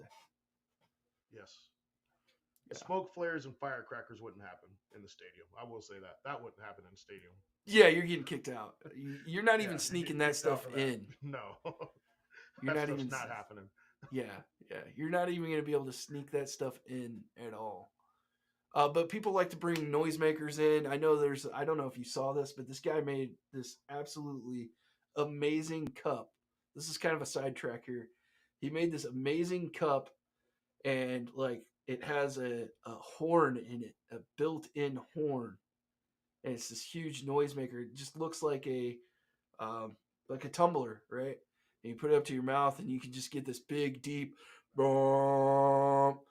I saw it on some sports channel I was watching. Like that dude's gonna make a lot of money off of that thing. Watch.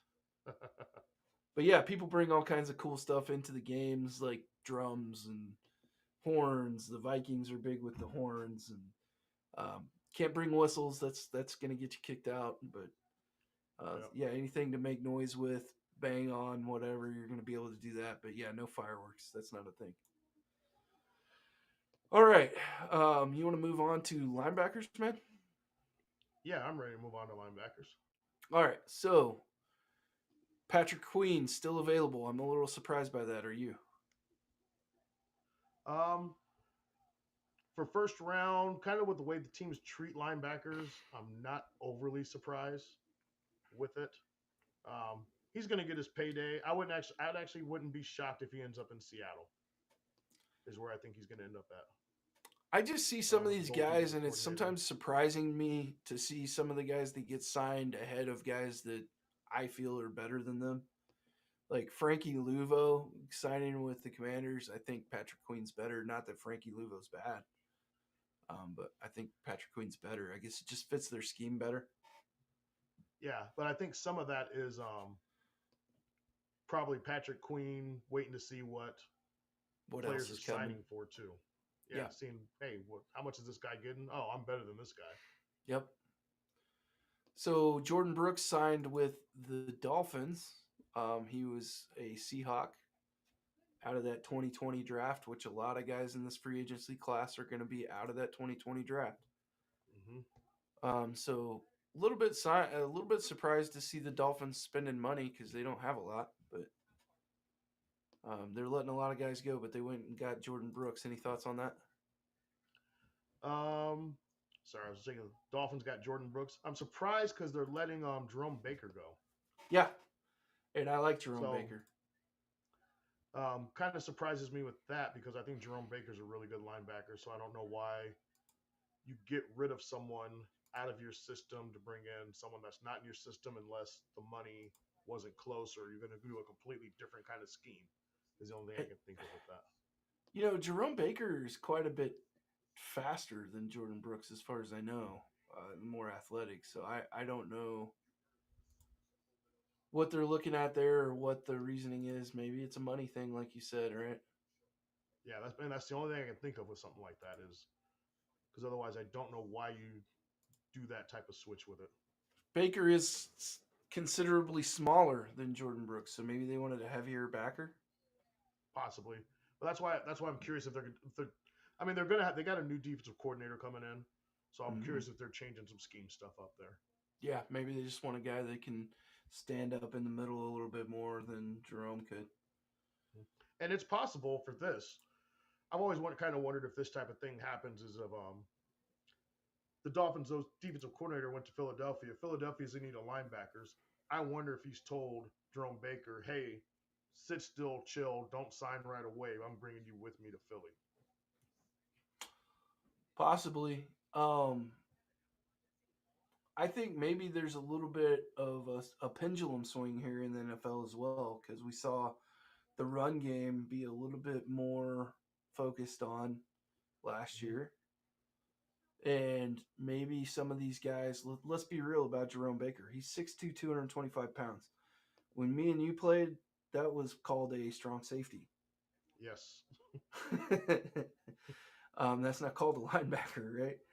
So Correct. maybe some of these guys that are smaller guys aren't as desirable right now because maybe they're switching to a little bit more of a traditional 250 inside linebacker, right? Because that was kind of just the standard was a linebacker was 240, 250 back in the day in the NFL anyway. So yeah, no, I Agree, can definitely disagree? see that. No, I definitely see that. I think teams are trending back to that bigger linebacker to help stop the run. But I also think some of that's because they're not committing as many big guys on the defensive line, if that makes sense. So you need bigger guys at linebacker now Yep. to kind of help fill that run spot. Teams are kind of going for more of an attacking style defensive line, in Yep. my opinion, a little bit. So you need those run stuffers to come up and make plays. Um, let's see. Let's talk about some other signings. Aziz Al Shahir to the Texans. Blake Cashman to the Vikings. I kind of always liked Blake. He doesn't have anything athletically that really sticks out. He is fairly fast for a linebacker, uh, but he's a Minnesota Golden Gopher that played for the Jets for quite a while. I think that was his last team. No, he was a Texan, excuse me, and now he's a Viking. So I think that's a good signing. He's not gonna. He might compete for a starting job, but he's more of a depth piece. The Chiefs get Drew Tranquil back, 3 years, 19 million on him. I was pretty happy with that signing. I was gonna Not a ask you ton to about that. talk about. I mean, Drew is a great guy. He's very versatile.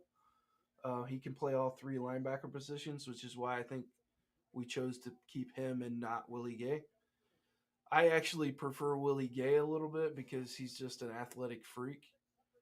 So it'll be interesting to see if anybody picks up Willie Gay. Right now, he's still available. 6'2", 243. The dude runs like Yeah. out of that draft. I'll put it this way: everybody knows about Isaiah Simmons and his athletic ability. In that draft, the next most athletic linebacker was Willie Gay. So Gotcha. you actually have Isaiah Simmons and Willie Gay and Kenneth Murray all sitting out there, very athletic linebackers, and I would be remiss if I didn't mention Devin White as a very athletic linebacker that's also out there. So there's some interesting dudes out there if you want to go get a linebacker. No, there definitely is. I think this will probably be the big second wave of players getting signed. Will be Yeah, this linebacker. Levante David still being out there kind of surprises me. yep. Surprised Tampa Just hasn't brought him back yet. yeah, I think he'll end up back in Tampa. I don't think he wants to go anywhere. They'll figure it out. Josie Jewell is out there. I should mention him. He's another good linebacker. This linebacker free agency core, you really can't sleep on these guys. Even Zach Cunningham is a guy that could help somebody out. What do you think about Devin White? Came on strong his rookie year. Came out of the gates fast and has kind of fallen off a little bit.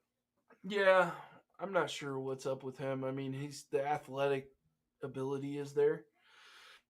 If there's a defensive coordinator that looks at him and says, I can do lots and lots of cool things with that, they should go get him. I think he's still pretty young. He's 26. So Yep. he should conceivably have another 4 years of really good football in his body if he wants to play. So I would definitely see somebody picking him up and doing something with him. So, like I said, a lot of athletic linebackers. I personally I mean, I don't know if it's going to happen. I don't think it probably is. This is kind of just my dream ideal scenario in my head. I would love to see Willie Gay come back to the Chiefs, and I would love to see us add Isaiah Simmons. But you probably almost for certain can't do both. But I would like to see one of those two guys come to KC. Isaiah Simmons is a Kansas City kid. That's why I want to see him come home.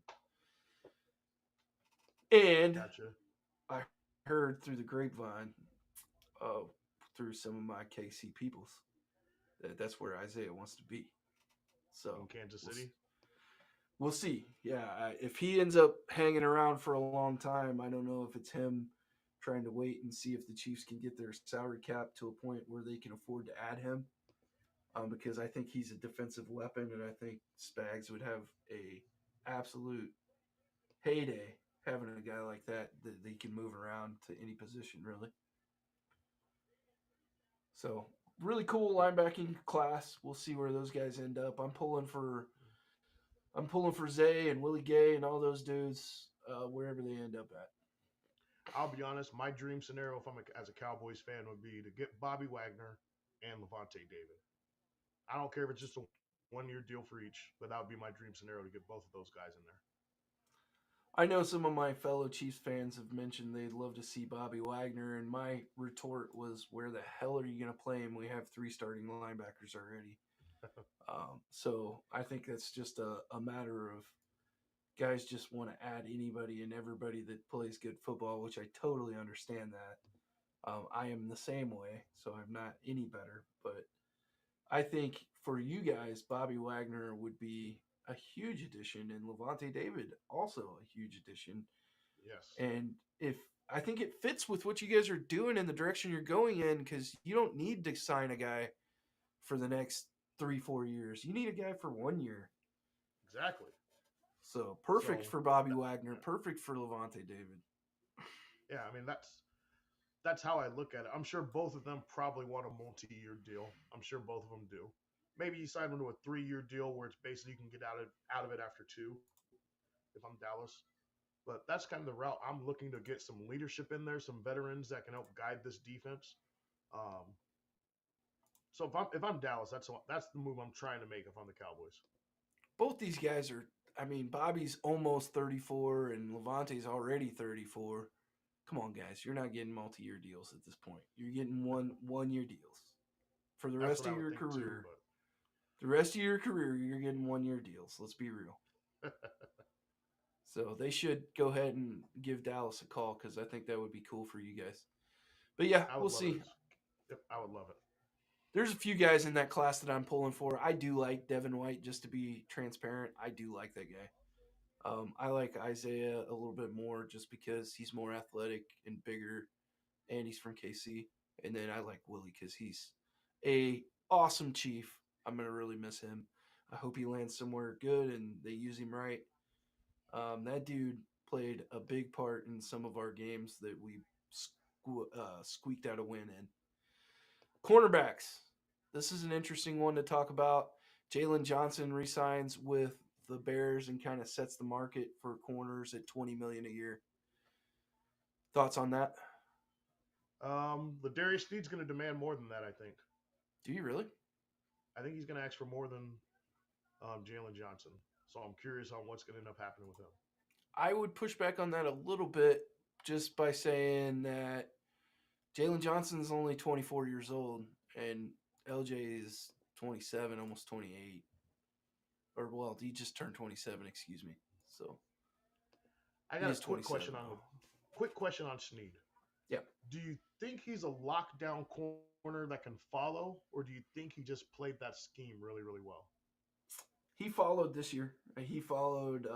It was. I will say this. I will say it was his first year following. So you don't have 4 years of tape watching him follow the best guy.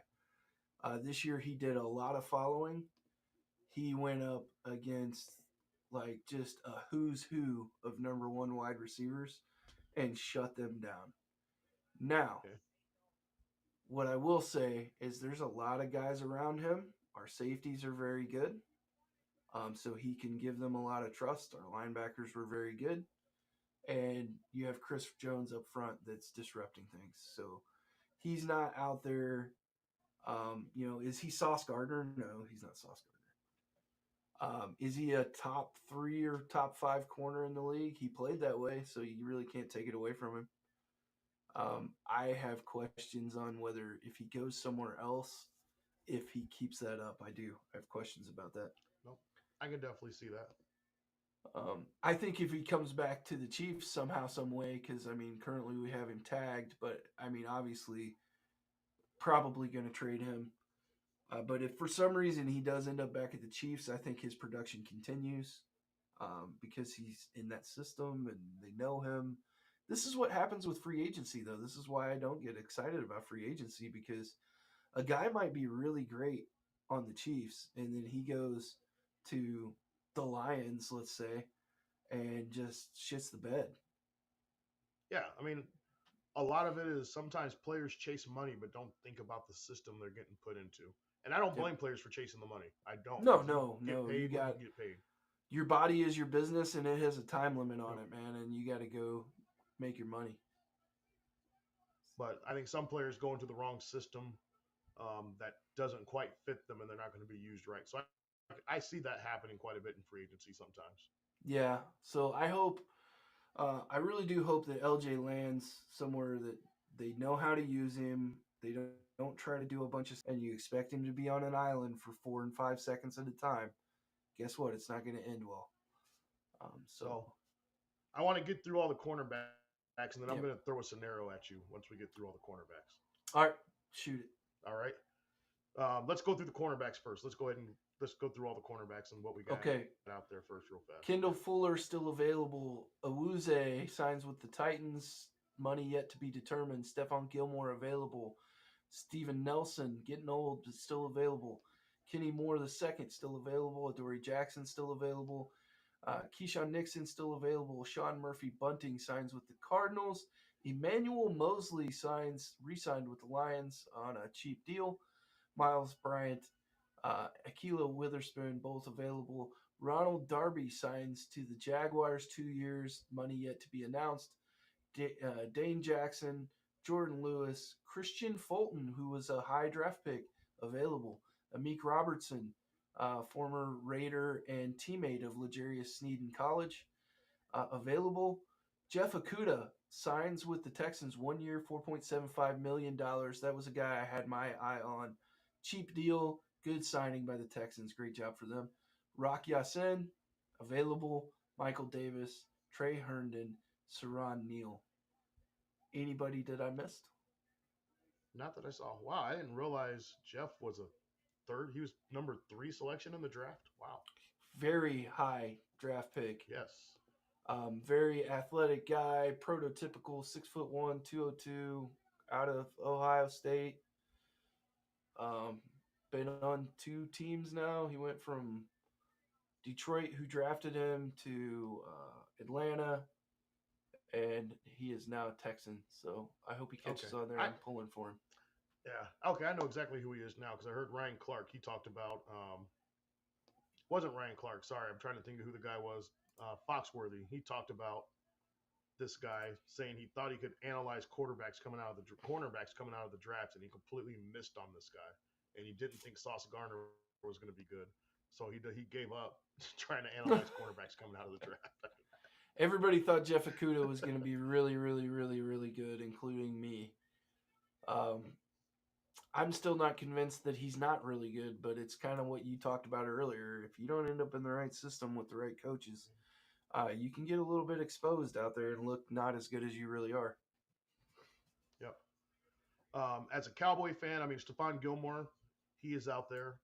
I actually felt bad for Stephon Gilmore for the Cowboys in this way. He wasn't never meant to be the number 1 cornerback for that squad. Right. It was supposed to be Diggs. Diggs went down in week 2 with the blown ACL after week 2. I think if those two would have been healthy, to me, it changes the whole defense if you have both of those guys out on the field. Because if you put Bland on the number 3 receiver, because now Bland has to step up and either take a number 1 or number 2, you're talking about a secondary where you can go man and commit everyone else to the run or blitz. So from the Cowboys standpoint, I'm hoping they give him a 1-year deal, bring him back on a 1-year deal. I don't know what he's going to be fully looking for because I would love to see actually that combination of him and Diggs together. I'm worried about Diggs coming off the torn ACL himself. I think it's going to still take time for him to get back to where he was because I still believe that's a 2-year injury overall as far as recovery goes. When you're a normal human. Yep. So I don't know if the Cowboys will bring him back. I think he's good enough to still be a number 2 corner. Or if he's willing to go down to a number 3 corner, I think he'll dominate as a number 3 corner no matter what. But I still think he's good enough to be a number 2 corner on a contending team if the team chooses to go that route with Gilmore. Because he didn't play horrible last year. I know if you watch the playoff game, you're going to see him getting burned and things to that effect with it. But he did not play horrible last year overall, top to bottom. Right on. He was definitely a guy I was thinking, if LJ goes on, maybe you can bring in Gilmore and say, hey, baby, let's go get these rings. I'm hoping that if we get any free agents, which like I've expressed, I'm not a guy that wants all the free agents in the world. But I'm hoping you can bring in some of these guys and lure them with hey, let's go get a ring, and then you can go make money again next year. All right, so let me throw my scenario at you. Yeah. As a Chiefs fan. Okay. All right. What are you willing to pay Sneed? Just, are we talking average per year? Is that what we're talking? Yeah, we'll say average per year.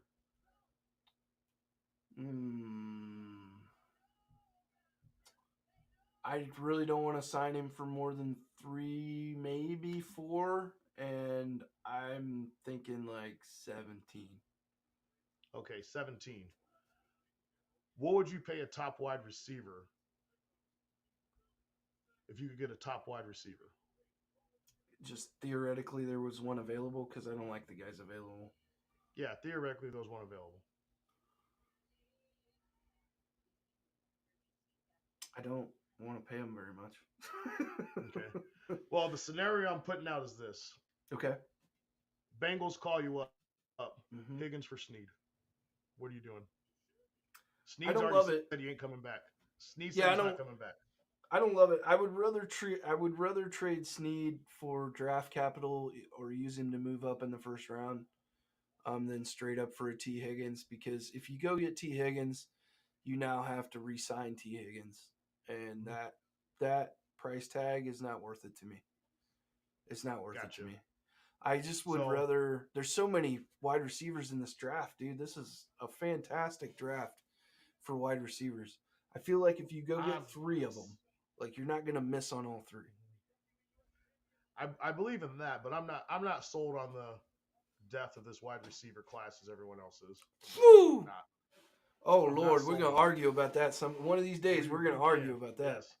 When we get ready to do our mock draft, we'll have a good argument about that one.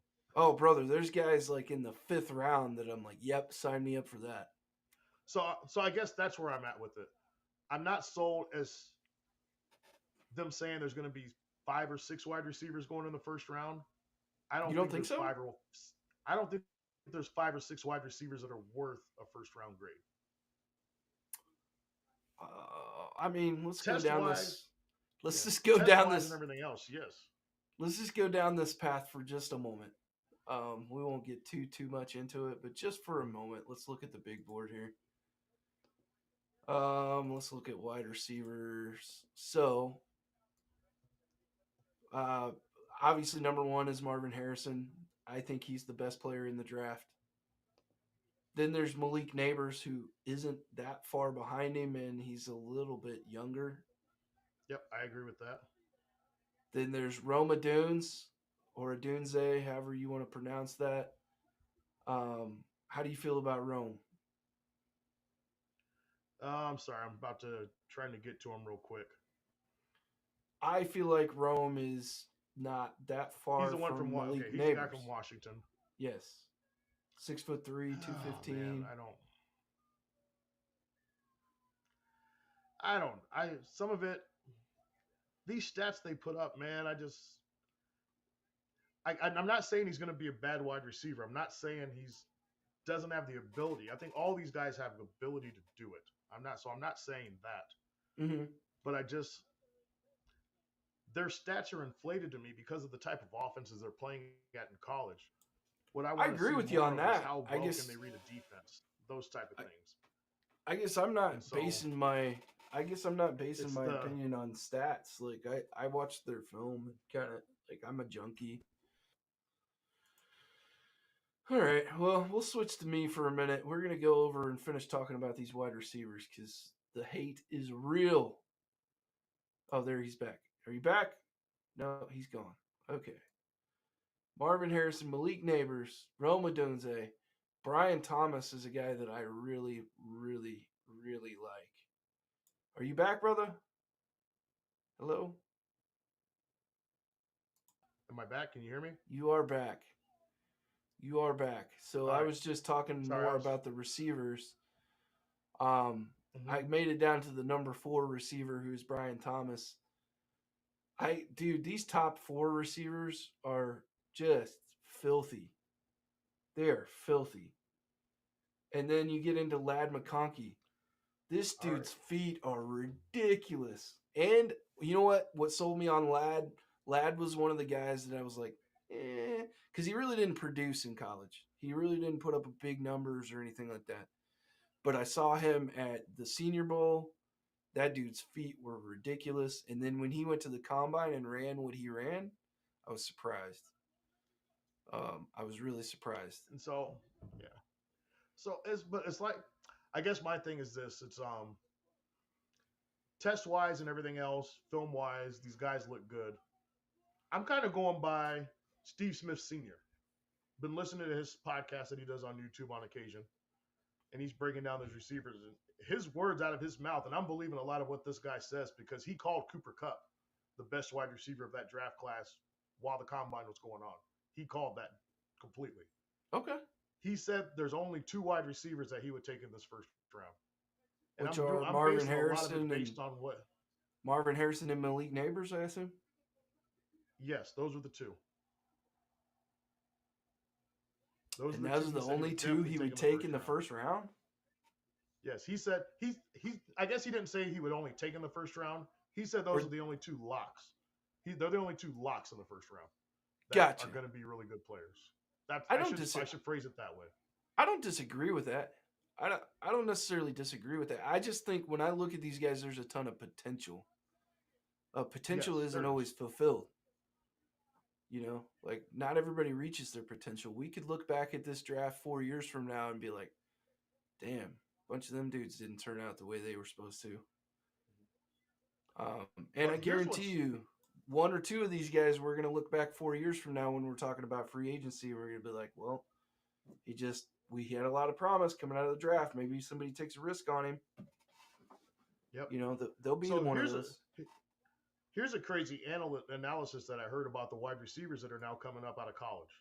Okay. That 7-on-7 has made these guys so close to being NFL ready coming out of college by the time they get rid of college because there's playing these 7-on-7s for so long, getting those skills developed. So they're looking spectacular no matter what.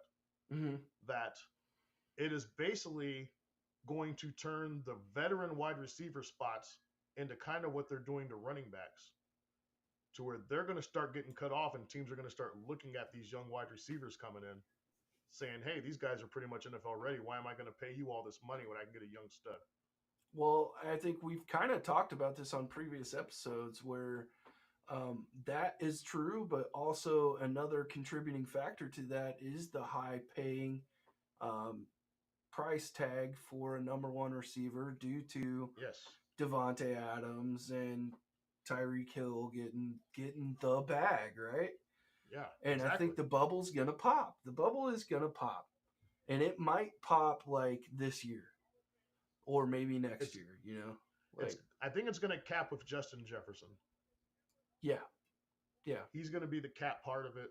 And then I think after that, it's kind of like with the deal that Deshaun Watson signed as quarterback. That's the cap. Mm-hmm. No quarterbacks aren't going over that cap unless you get another super huge influx in the salary cap position again, to where teams going to feel like they can afford that. So I think it's going to decline after that, as far as that goes. But I just wanted to throw that scenario out at you. We'll get I more into the draft with these receivers. Yeah, dude. Yeah, sorry, you got me. I'm over here looking at all the new shiny toys that I could have. I will say real quick before we switch gears, a guy that two guys that I'm worried about that everybody's hyped on in this draft, and I don't know. I'm not saying they will be bust, but I'm saying they could be bust. Xavier Worthy out of Texas. Yep. He worries me. He worries me a lot. And it's not because he's the fastest receiver in the draft like you, but it is because he's 165 pounds. To me, it's because he's light and he's never been a number one receiver. Wasn't even the number one receiver in Texas. That's because A.D. Mitchell is a freaking monster. I love that dude. No, I'm absolutely. I mean, I'm not denying that. But when you get coverage rolling over to someone else, and this is what T. Higgins might find out when he actually leaves Ja'Marr Chase, how do you respond to that? Mm-hmm. The other guy that I think is probably, I just think he should convert and change positions, and I don't know for sure how he's going to work out in the NFL. It's kind of a gamble. I actually personally like the guy. I want him to succeed. But if I had to bet right now on whether he's going to succeed or fail, I'm going to bet that he fails. Is Johnny Wilson out of Florida State? He's 6'7", 237 pounds. He's freaking tight end. Yeah, it's a big dude. Yeah, he runs though. I mean, he runs a good time. He's receiver fast. So I don't. You don't think Somebody's he's a gonna. Megatron? He's not quite that fast, but he's fast. He's very fast. He's receiver fast. So he's a guy that I like, but I think somebody's going to draft him and ruin him. So we'll see. All right, back to free agency because we got to finish this up. We've been talking forever. Yes. Cornerbacks. Are we good on that? Yeah, we're good on cornerbacks. We went real quick. I guess now that we did the LJ talk, Where do you see him fitting in, and where do you see him landing, and what do you think he's worth trade value wise? If I was a team trading for him, I'd probably give up a second Okay.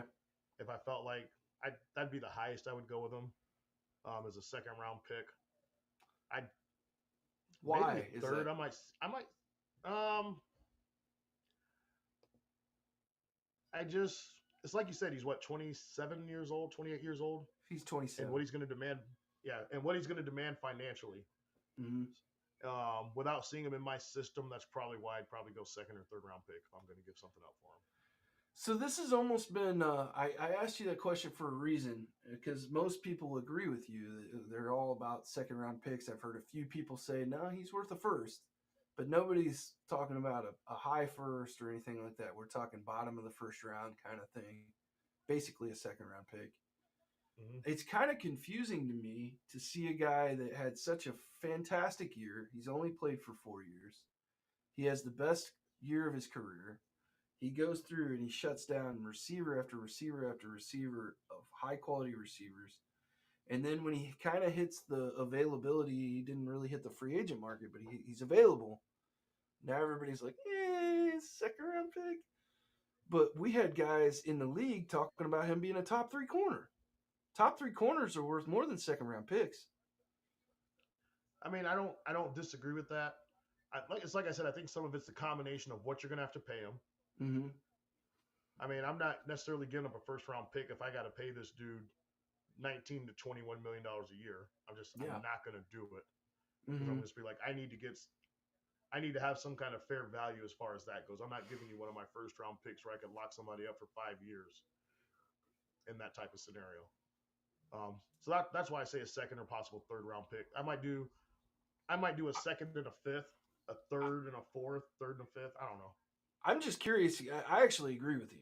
Like if I was the Cowboys trying to trade for Snead, or I was any other team trying to trade for Snead, I would not be signing up to give a first round pick away. Yeah. But at the same time, to play devil's advocate on that, um, is he better than anything you can draft in the first round?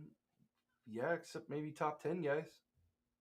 Oh yeah, I believe that. I definitely Yeah. believe that. He's better than I've always believed if you have a proven player and you're a contender Mm-hmm. right there on the verge, you trade the draft picks for that proven player because otherwise you're just drafting hoping you're getting someone that good. Yep. So I've always believed that. Like what the Rams did with Jalen Ramsey that year they went to the Super Bowl. I was down with that.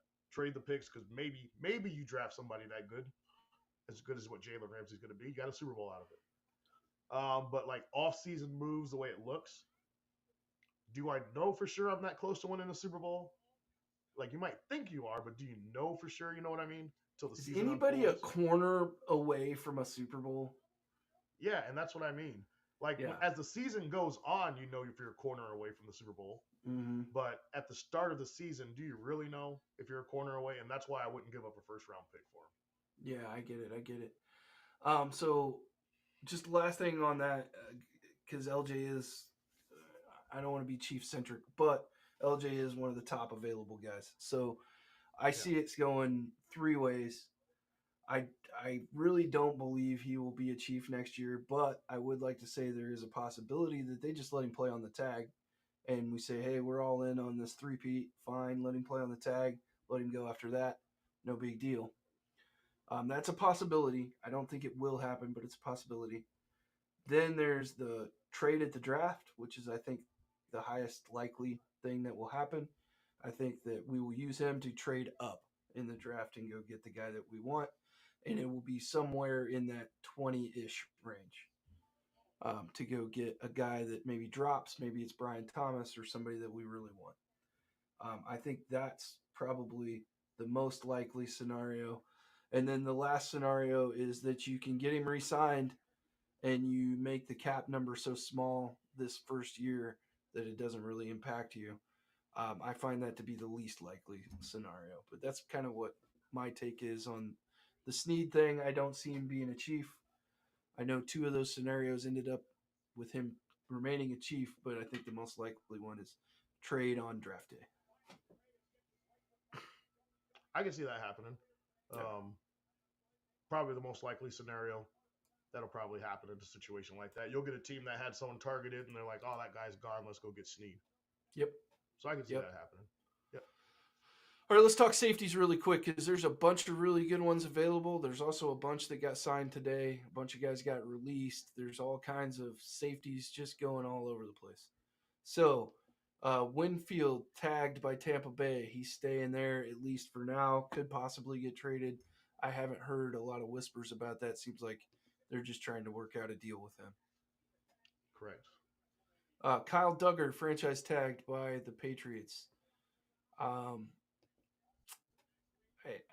I don't really have much to say about Kyle Duggar. I guess they really like him.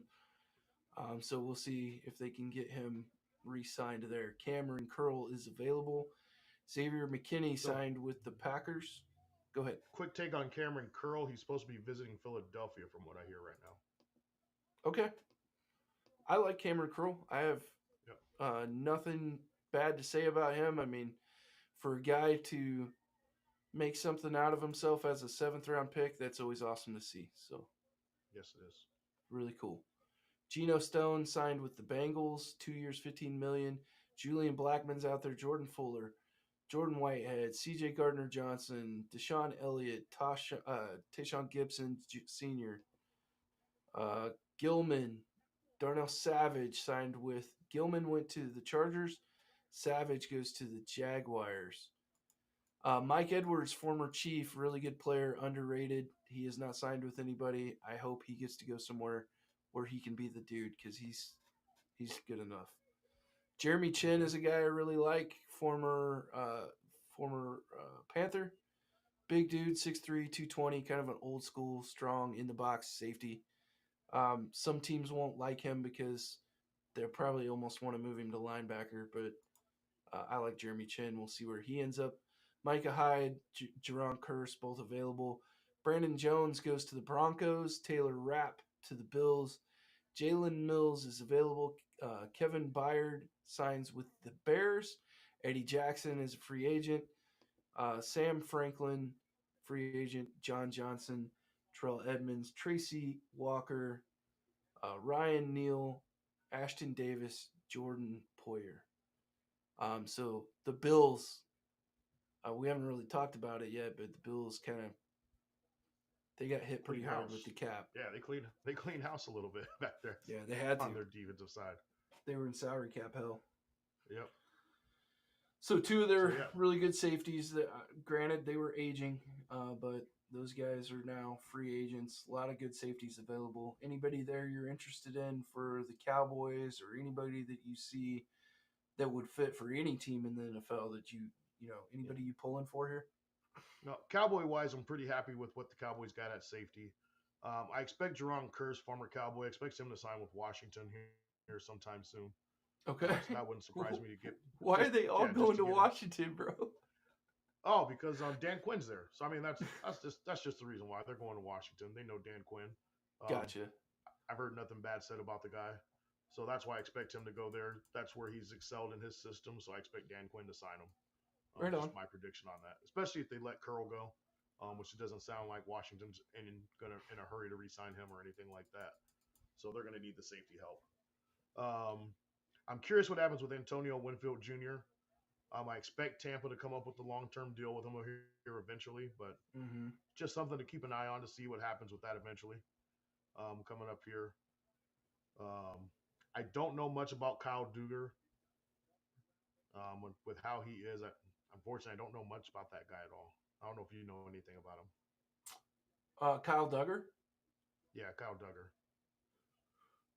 Good guy, man. I mean, he doesn't appeal to me as a dude that I have to go have or anything like that, but he was a second round pick for them. 6'2", 222. I mean, he's a big dude. Yeah, I don't really have a ton to say about him. He's not exactly like a ball hawk or anything like that. He's only had, I don't know, I want to say like 4 or 5 interceptions in his whole career. I know he had 2 last year. I don't know. He's a dude. I'm surprised they tagged him, but I guess they weren't going to use it on anybody else, and I think they just wanted Yeah. time to negotiate. I think that's all that Yeah. is. Looks like they gave him the transition tag, Oh, maybe they're to where looking he to can trade him negotiate then. with some other teams. Yeah, it looks Yeah. like he can negotiate with other teams still, and they can Hmm. actually have the right to match it. Um, so see what happens with that. Yeah. So we'll see what happens with him. I'm never like I'm not a huge Kyle Duggar guy or anything, but we'll see. There's a few guys in this class that are really good players. Some of them are aging. The only guy on the list that I would be interested in for the Chiefs is Jeremy Chin, but we don't really need a safety right now. I wouldn't mind seeing Mike Edwards back, but it would disappoint me a little bit because that would mean he didn't get an opportunity to go be the really good player that he is somewhere else. But if nobody wants to give him that opportunity, I wouldn't mind having him come back because he did some really good things for us, including that interception of Josh Allen to seal the game. So yeah, that's it, man. That's free Yeah. agency day one. Anything else you want to talk about or hit up? As far as free agency goes, or anything else. Anything, man. Anything. So I got updated WWE news for you. If you haven't been paying attention, I don't know if you've been paying attention to it. I've been trying, brother. But I told you I went and bought the Yeah. WWE 2K24. I'm trying to get back into it, man. The Rock is wrestling at WrestleMania. Okay. Him and Roman Reigns are tag teaming with Seth Rollins and Cody Rhodes. I saw this. And, yep, and there's a stipulations to the match to where if Cody Rhodes and Rollins wins, the Bloodline cannot be involved at all in the match for Cody Rhodes' main event. Uh-huh. If they lose, then it is all set at Bloodline rules for the event. So I'm curious on how that's going to end up turning out. I saw the promo. Where You saw it? Yeah, it was pretty good. Who's the Yeah. guy? Who's the See The guy Rock? that yelled at the Rock and told him he was a middle-aged crisis? That was Seth Rollins. Oh, that's Seth Rollins. Okay. Yeah, that's Seth Rollins. He's the champ on Raw. He's the WWE champ on Raw. The But Rock he's called him a actually kind of the, cross-dresser. yeah, he's actually kind of the oddball of this whole match. They're trying to build his championship up. Seth freaking Rollins.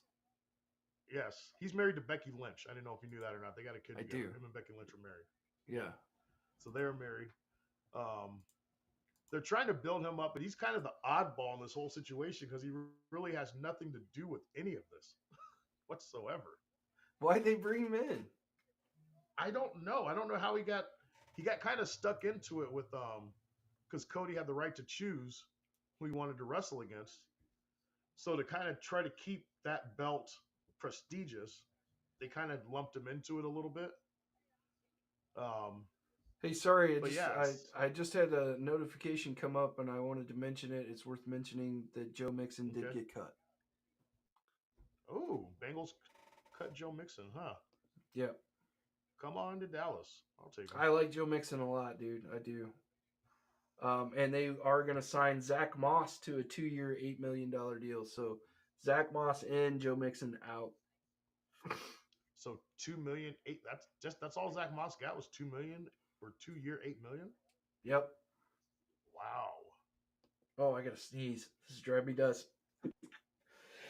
Bless you. Oh, excuse me. Bless you. All right. And it says the Chiefs are eyeing Darnell Mooney, and I can't stand that. I hope we don't sign him. Please don't waste money on that dude. I hate Darnell Mooney. No, I shouldn't say that. I hate the fit for the Chiefs. I'm so tired. Can I just rant for just 1 second here? Go ahead, man. Go ahead. The Chiefs are so bad at evaluating wide receivers and bringing them in and drafting them and signing them in free agency. They just suck at it. They're terrible at it. And they always go after these same kind of guys, man. And I've been talking about this with one of my best friends for weeks now. And he kind of, I don't want to say he subscribes to the Chiefs way, but he just always is looking at the kind of guys that we always sign. And my argument has been freaking stop it. It sucks. We drafted Sky freaking Moore. We drafted Nicole Hardman over DK Metcalf. Like, we just screw it up all the time. And now we're going to probably go pay Darnell Mooney. And I just have zero, absolute no interest in Darnell Mooney whatsoever. He's just the same kind of guy that we always go after. I would like to see the Chiefs go get a big bodied dude that can do some with some speed, height, weight, speed for once at wide receiver. Please just try it my way once. That's all I'm saying. So I was actually going to ask you this: do you trust the Chiefs to evaluate offensive talent at all? Yeah, absolutely. Offensive talent. Yeah, I think we're really good at tight end. We're really good at running back. We're pretty damn good at the offensive line. It's But really okay, my thing with running back is you got good at running back after you misevaluated the talent in the first round. I mean, CEH is probably the only running back that we've missed on since I can remember, dude. I mean, we also had Kareem Hunt. We also had Larry Johnson, Priest Holmes, and I mean, I know that staff isn't in the building or whatever, but Yeah. we have a I'm track talking about the record Andy of- Reid era. I'm talking about the Andy Yeah. Reid era, I guess is where I'm at with it. Right, I'm right, talking about right. the That Andy makes Reid sense. era as far as evaluating talent. Yeah. I I think we've been pretty good at running back. I don't know, like But McKinnon wasn't a Chief. Chiefs didn't draft him. no, but you went and got him and turned him into something, and Yeah. then Went and got him, like but that's still I'm not talking evaluating about talent. yeah. Well, I'm not talking. I'm just talking about coming out of the draft. I'm not talking about players that prove themselves and then you get to take them and make them a little bit better and fit them into your system once you can actually see how they can play. I'm just talking about coming straight out of the draft. Under the Andy Reid Drafting era. as far as drafting with running backs, we haven't been bad. When we hit big. Gotcha. It's unfortunate that Kareem Hunt had this stuff happen that he had happen, and that he didn't behave himself a little better, and he didn't handle the situation well. Because I was really excited about him, and I think his whole career would have been different had that not happened. So you know, obviously, don't condone what he did by any means, and it's important that he's paid his dues, I think, but sad to see that his career went the way it went because I think he would have been a great. And then, I mean, Pacheco, you hit on Pacheco. You've hit on a couple of guys that were undrafted free agents. We don't typically draft running backs. I don't think the Chiefs will ever draft a running back in the first round ever again. I don't think they will. There's not I many think- teams that do anymore. Not many teams No. that do anymore. No, and they just missed on that one so big. But to answer your question, I don't trust them at all at wide receiver. I don't. They don't know what Gotcha. they're looking at. They don't know what they're looking at. They go after guys like Sky Moore and like they're obsessed with these small, shifty wide receivers, and they think they can put 3 and 4 of those guys out on the field at once, and you can't. You have to have some diversity of size and ability in the receiver room. And Andy does not love And like big bodied, I'm going to throw it up to a guy that's covered, right? Like he doesn't like 50-50 balls for whatever reason because we've never had that guy. He's never had that, to be perfectly honest. The closest he's ever been to that is Terrell Owens, as far as I remember. Yeah, T.O. That was it. And T.O. played great in that offense, which is what I don't understand. If you had success with T.O., why not try it again? You could have had George Pickens. You took Rice Sky could be. freaking Moore. Rice could become that guy. Rice could become that guy a little bit. He's not a super big guy. I like him. He's a slot guy. I really like Rice. I think he did start to play on the outside a little bit more. So depending on who we draft this year, you could see Rice move to the outside a little bit more. I actually like him on the inside, and I want to draft a guy like A.D. Mitchell and put him on the outside and forget about it. But they won't. They'll draft Xavier Gotcha. Worthy. They'll draft Xavier Worthy or some other stupid little running back or wide receiver that I don't like. I have about 8-9 guys on my list that I really like in this draft. They won't draft any of them. They'll draft some guy that I hate. And then you guys will go back to the Super Bowl again and compete to Dallas. Hopefully Fair he moves enough. to Dallas. I probably shouldn't bitch. To your point, I probably shouldn't bitch. I just think you have an opportunity to be even better than you are if you would stop being stubborn and slamming your head against the wall. Anyway. I wish I could just say, man, I wish we could be better than we were. We wish won back-to-back Super Bowls. Wish I could say that. I'm just saying. I'm just saying. I understand, man. But like you just get obsessed with getting a little better, right? Like you can't tell me you're not that way. Like if you were in my position and the Cowboys just won back-to-back Super Bowls, you would be talking crap and saying we got to get better here. I've been there, man. I've been there. Okay. I got to watch the Cowboys win back-to-back Super Bowls. Yeah, but you were like It was 12. I wasn't 12, man. I was 19. I was 18, 19. 30 years ago for me isn't the same as 30 years ago for you. Fair enough. Fair enough. It's a different age group. I'm about to hit the I hit the big 4-0 this year. Actually, on Saturday, this coming Saturday. Yep. You're gonna have to try to do something for your birthday then, man. Yeah, bro. Celebrate a little bit. Exactly, man. I gotta get some partying in next weekend, which means I gotta do my homework. Figure something out. Yeah. Get that stuff done. Yeah, exactly. What else you got? You got anything else, man? I don't know. I kind of interrupted and derailed our WWE talk, so I just want to get back to that. Gigi Dolan is my new crush. I love her. She's my new favorite wrestler. She was in Toxic Attraction when Toxic Attraction was big. What is Toxic Attraction? Tell me more. Sounds like NXT. My love life. Yes, they were in NXT. They were Mandy Rose was the leader of that. I don't know if you know who Mandy Rose is. You've met one of my girlfriends before. You know how I like toxic women. I'll just stay out of that. That's you. Not commenting on any of that. But it was Mandy Rose, Gigi, and I'm forgetting the name of the other girl, but they were called Toxic Attraction. It fell apart when Mandy Rose was the champion in NXT. They were the tag team champs, and it fell apart because Mandy Rose started OnlyFans page, and she got fired from WWE for that. She got fired for having an OnlyFans in WWE? Yes. But they'll prance her out there and wearing next to nothing? Well, she was in nothing in her OnlyFans. Well, yeah, that's what it is.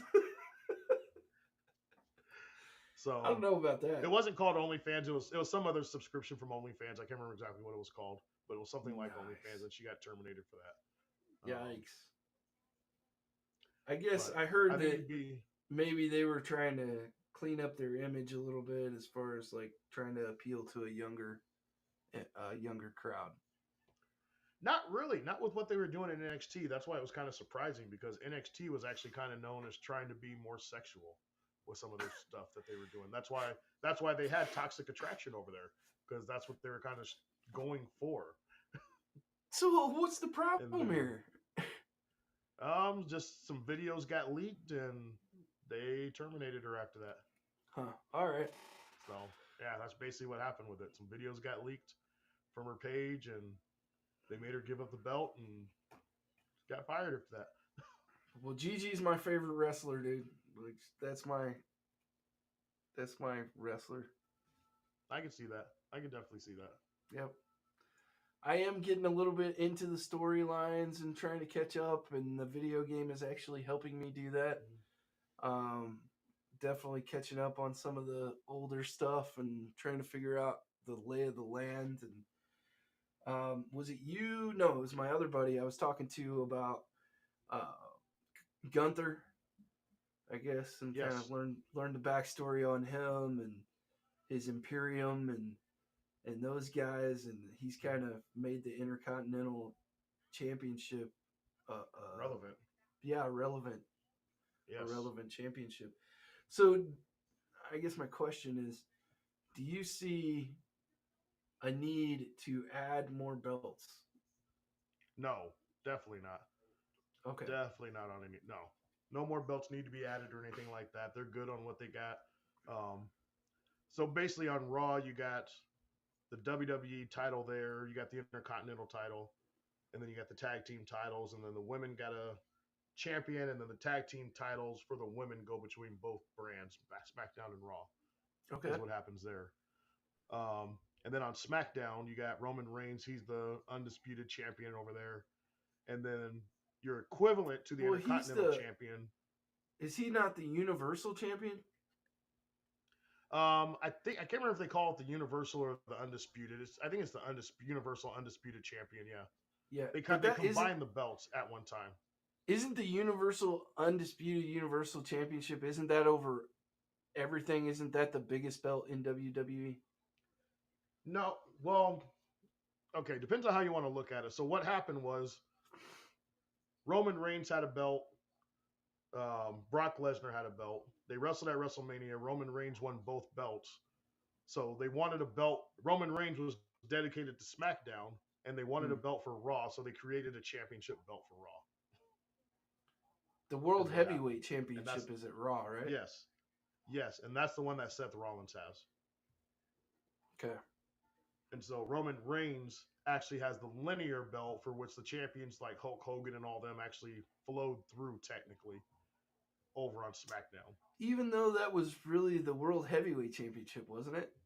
Back in the day? So it's all it's just technically the World Heavyweight Champion has more history than this other undisputed Universal Championship belt does.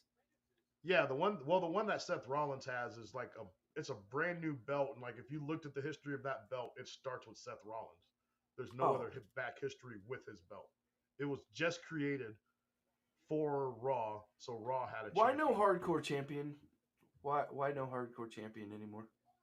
I was never a hardcore fan, and I think wrestlers kind of went away from that type.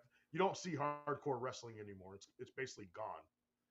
So I think that's why are you telling me that I'm not going to see anybody get hit with a barbed wire bat? No, you might see a kendo stick, some tables and stuff like that. That might pop out, but you're not going to see the barbed wire bat or anything like that. It is in Philly though. WrestleMania is in Philly, so you never know. You never know. Oh, dude, I'm not gonna lie. I was into the hardcore stuff. Like that's what I loved. That like table, ladders, and chairs matches, and like the cage matches. Those cage matches, table, ladders, and chairs matches still happen, but like the hardcore barbed wire and stuff like that, that stuff pretty much doesn't happen anymore. God, I loved that stuff, dude. It was so entertaining. Like the backstage, like they catch somebody and jump them, and they slam them in the back of the head with some trash can or something. Yeah, you'll still see the track. You'll still see some of that on occasion, but the hardcore stuff that's gone. I was never a fan of that stuff anyway. That's really? Me, I was never a fan of that stuff, man. Why? Because I wouldn't do it. There's a lot of stuff I'd be interested in doing, but like if I'm a wrestler and you're like falling some tacks, I'm like, no, for what? Falling on no tacks. I didn't like that one. I didn't like that one either, man. So like that's where I'm at. I got a personality. I got skills. I don't need to get hit with a barbed wire bat to get fans to like me. Like that would be dude. my approach with it. I liked some of the like the casket matches. I really liked the Undertaker and Kane. Like they were pretty big on my list. Yeah, the casket matches those are like an exclusive Undertaker thing, so that's why I think those are gone. Yeah, I get it. Undertaker exclusive. Yeah. Does Kane still show up every now and then? No, because he is I can't remember. He's the mayor of some city right now. Are you serious? Yes. Mayor of Memphis or mayor of Nashville, I want to say. Oh, Lord. I can't remember 100% for sure, but he's a mayor or senator of one of those somewhere over there. I think he's a mayor of a city. I got to look into this. Now you gave me a whole rabbit hole to dig down into. Can you imagine working for that guy, right? And like, he's like, come to my office, and then like Kane music just plays when you come in there. So he's a mayor. I just looked it up. He's the mayor of Knox County, Tennessee. The town in Tennessee. Dude, I gotta see this.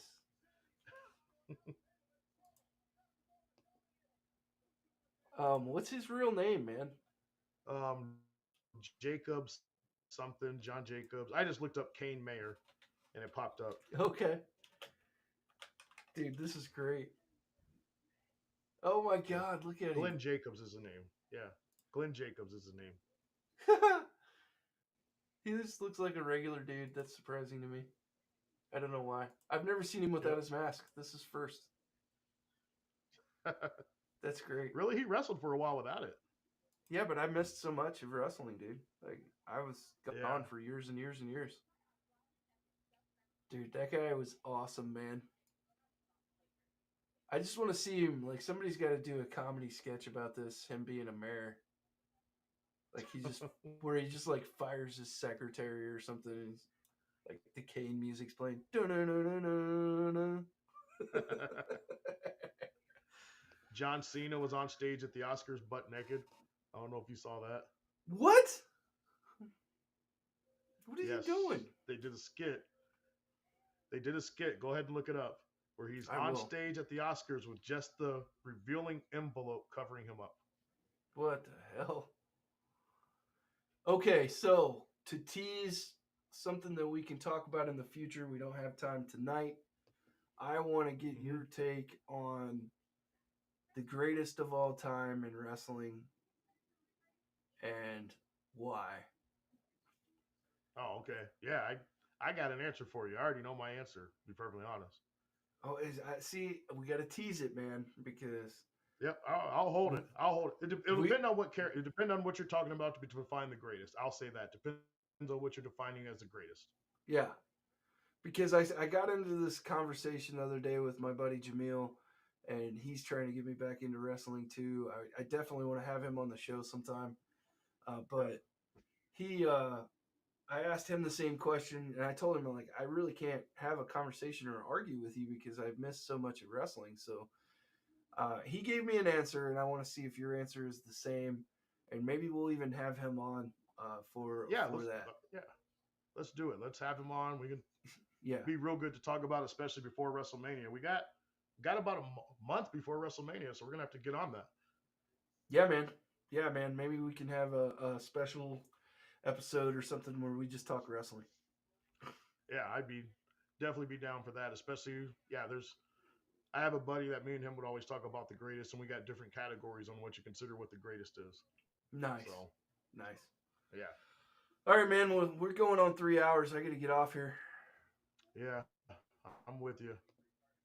It's good talking. Good episode. Anything else you got? Yeah, good. No, man, Yeah, we good covered a episode. lot, dude. Went through the free agents. Yeah, we did. We went through a lot. We got to get to the draft next time, probably. So, Yeah, we got to do a mock draft. yep. Get that hammered out. I think we should do that about the week before the draft. Let some free agency settle down and kind of knock that out the week before the draft. Yep. All right, brother. It's always good talking to you. I'm going to end the broadcast, and we'll see you next time. So, end it with your closing words that you always give to the people.